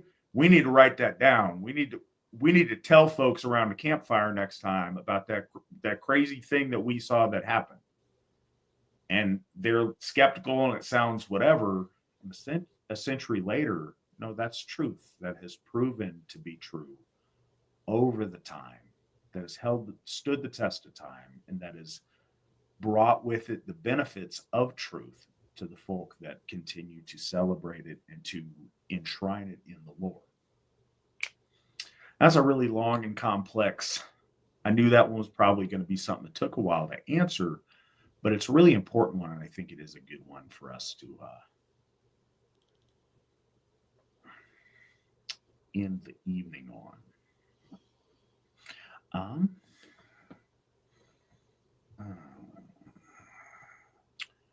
All right.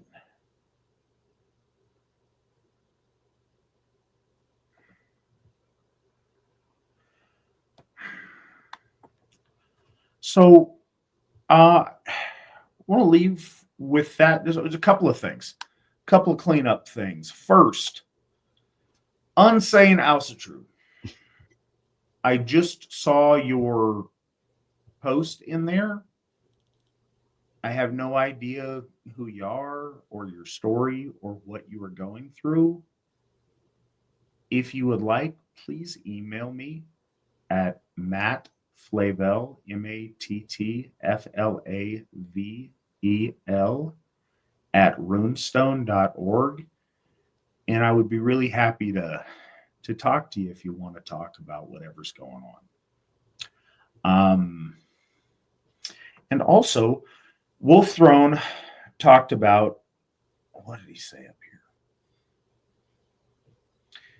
We're talking about what size the AFA will be in a century. He said, the bigger you get, the faster new members will come in. Wolf Throne, are you not a member of the Asatru Folk Assembly? And if you're not a member of the Asatru Folk Assembly, why not?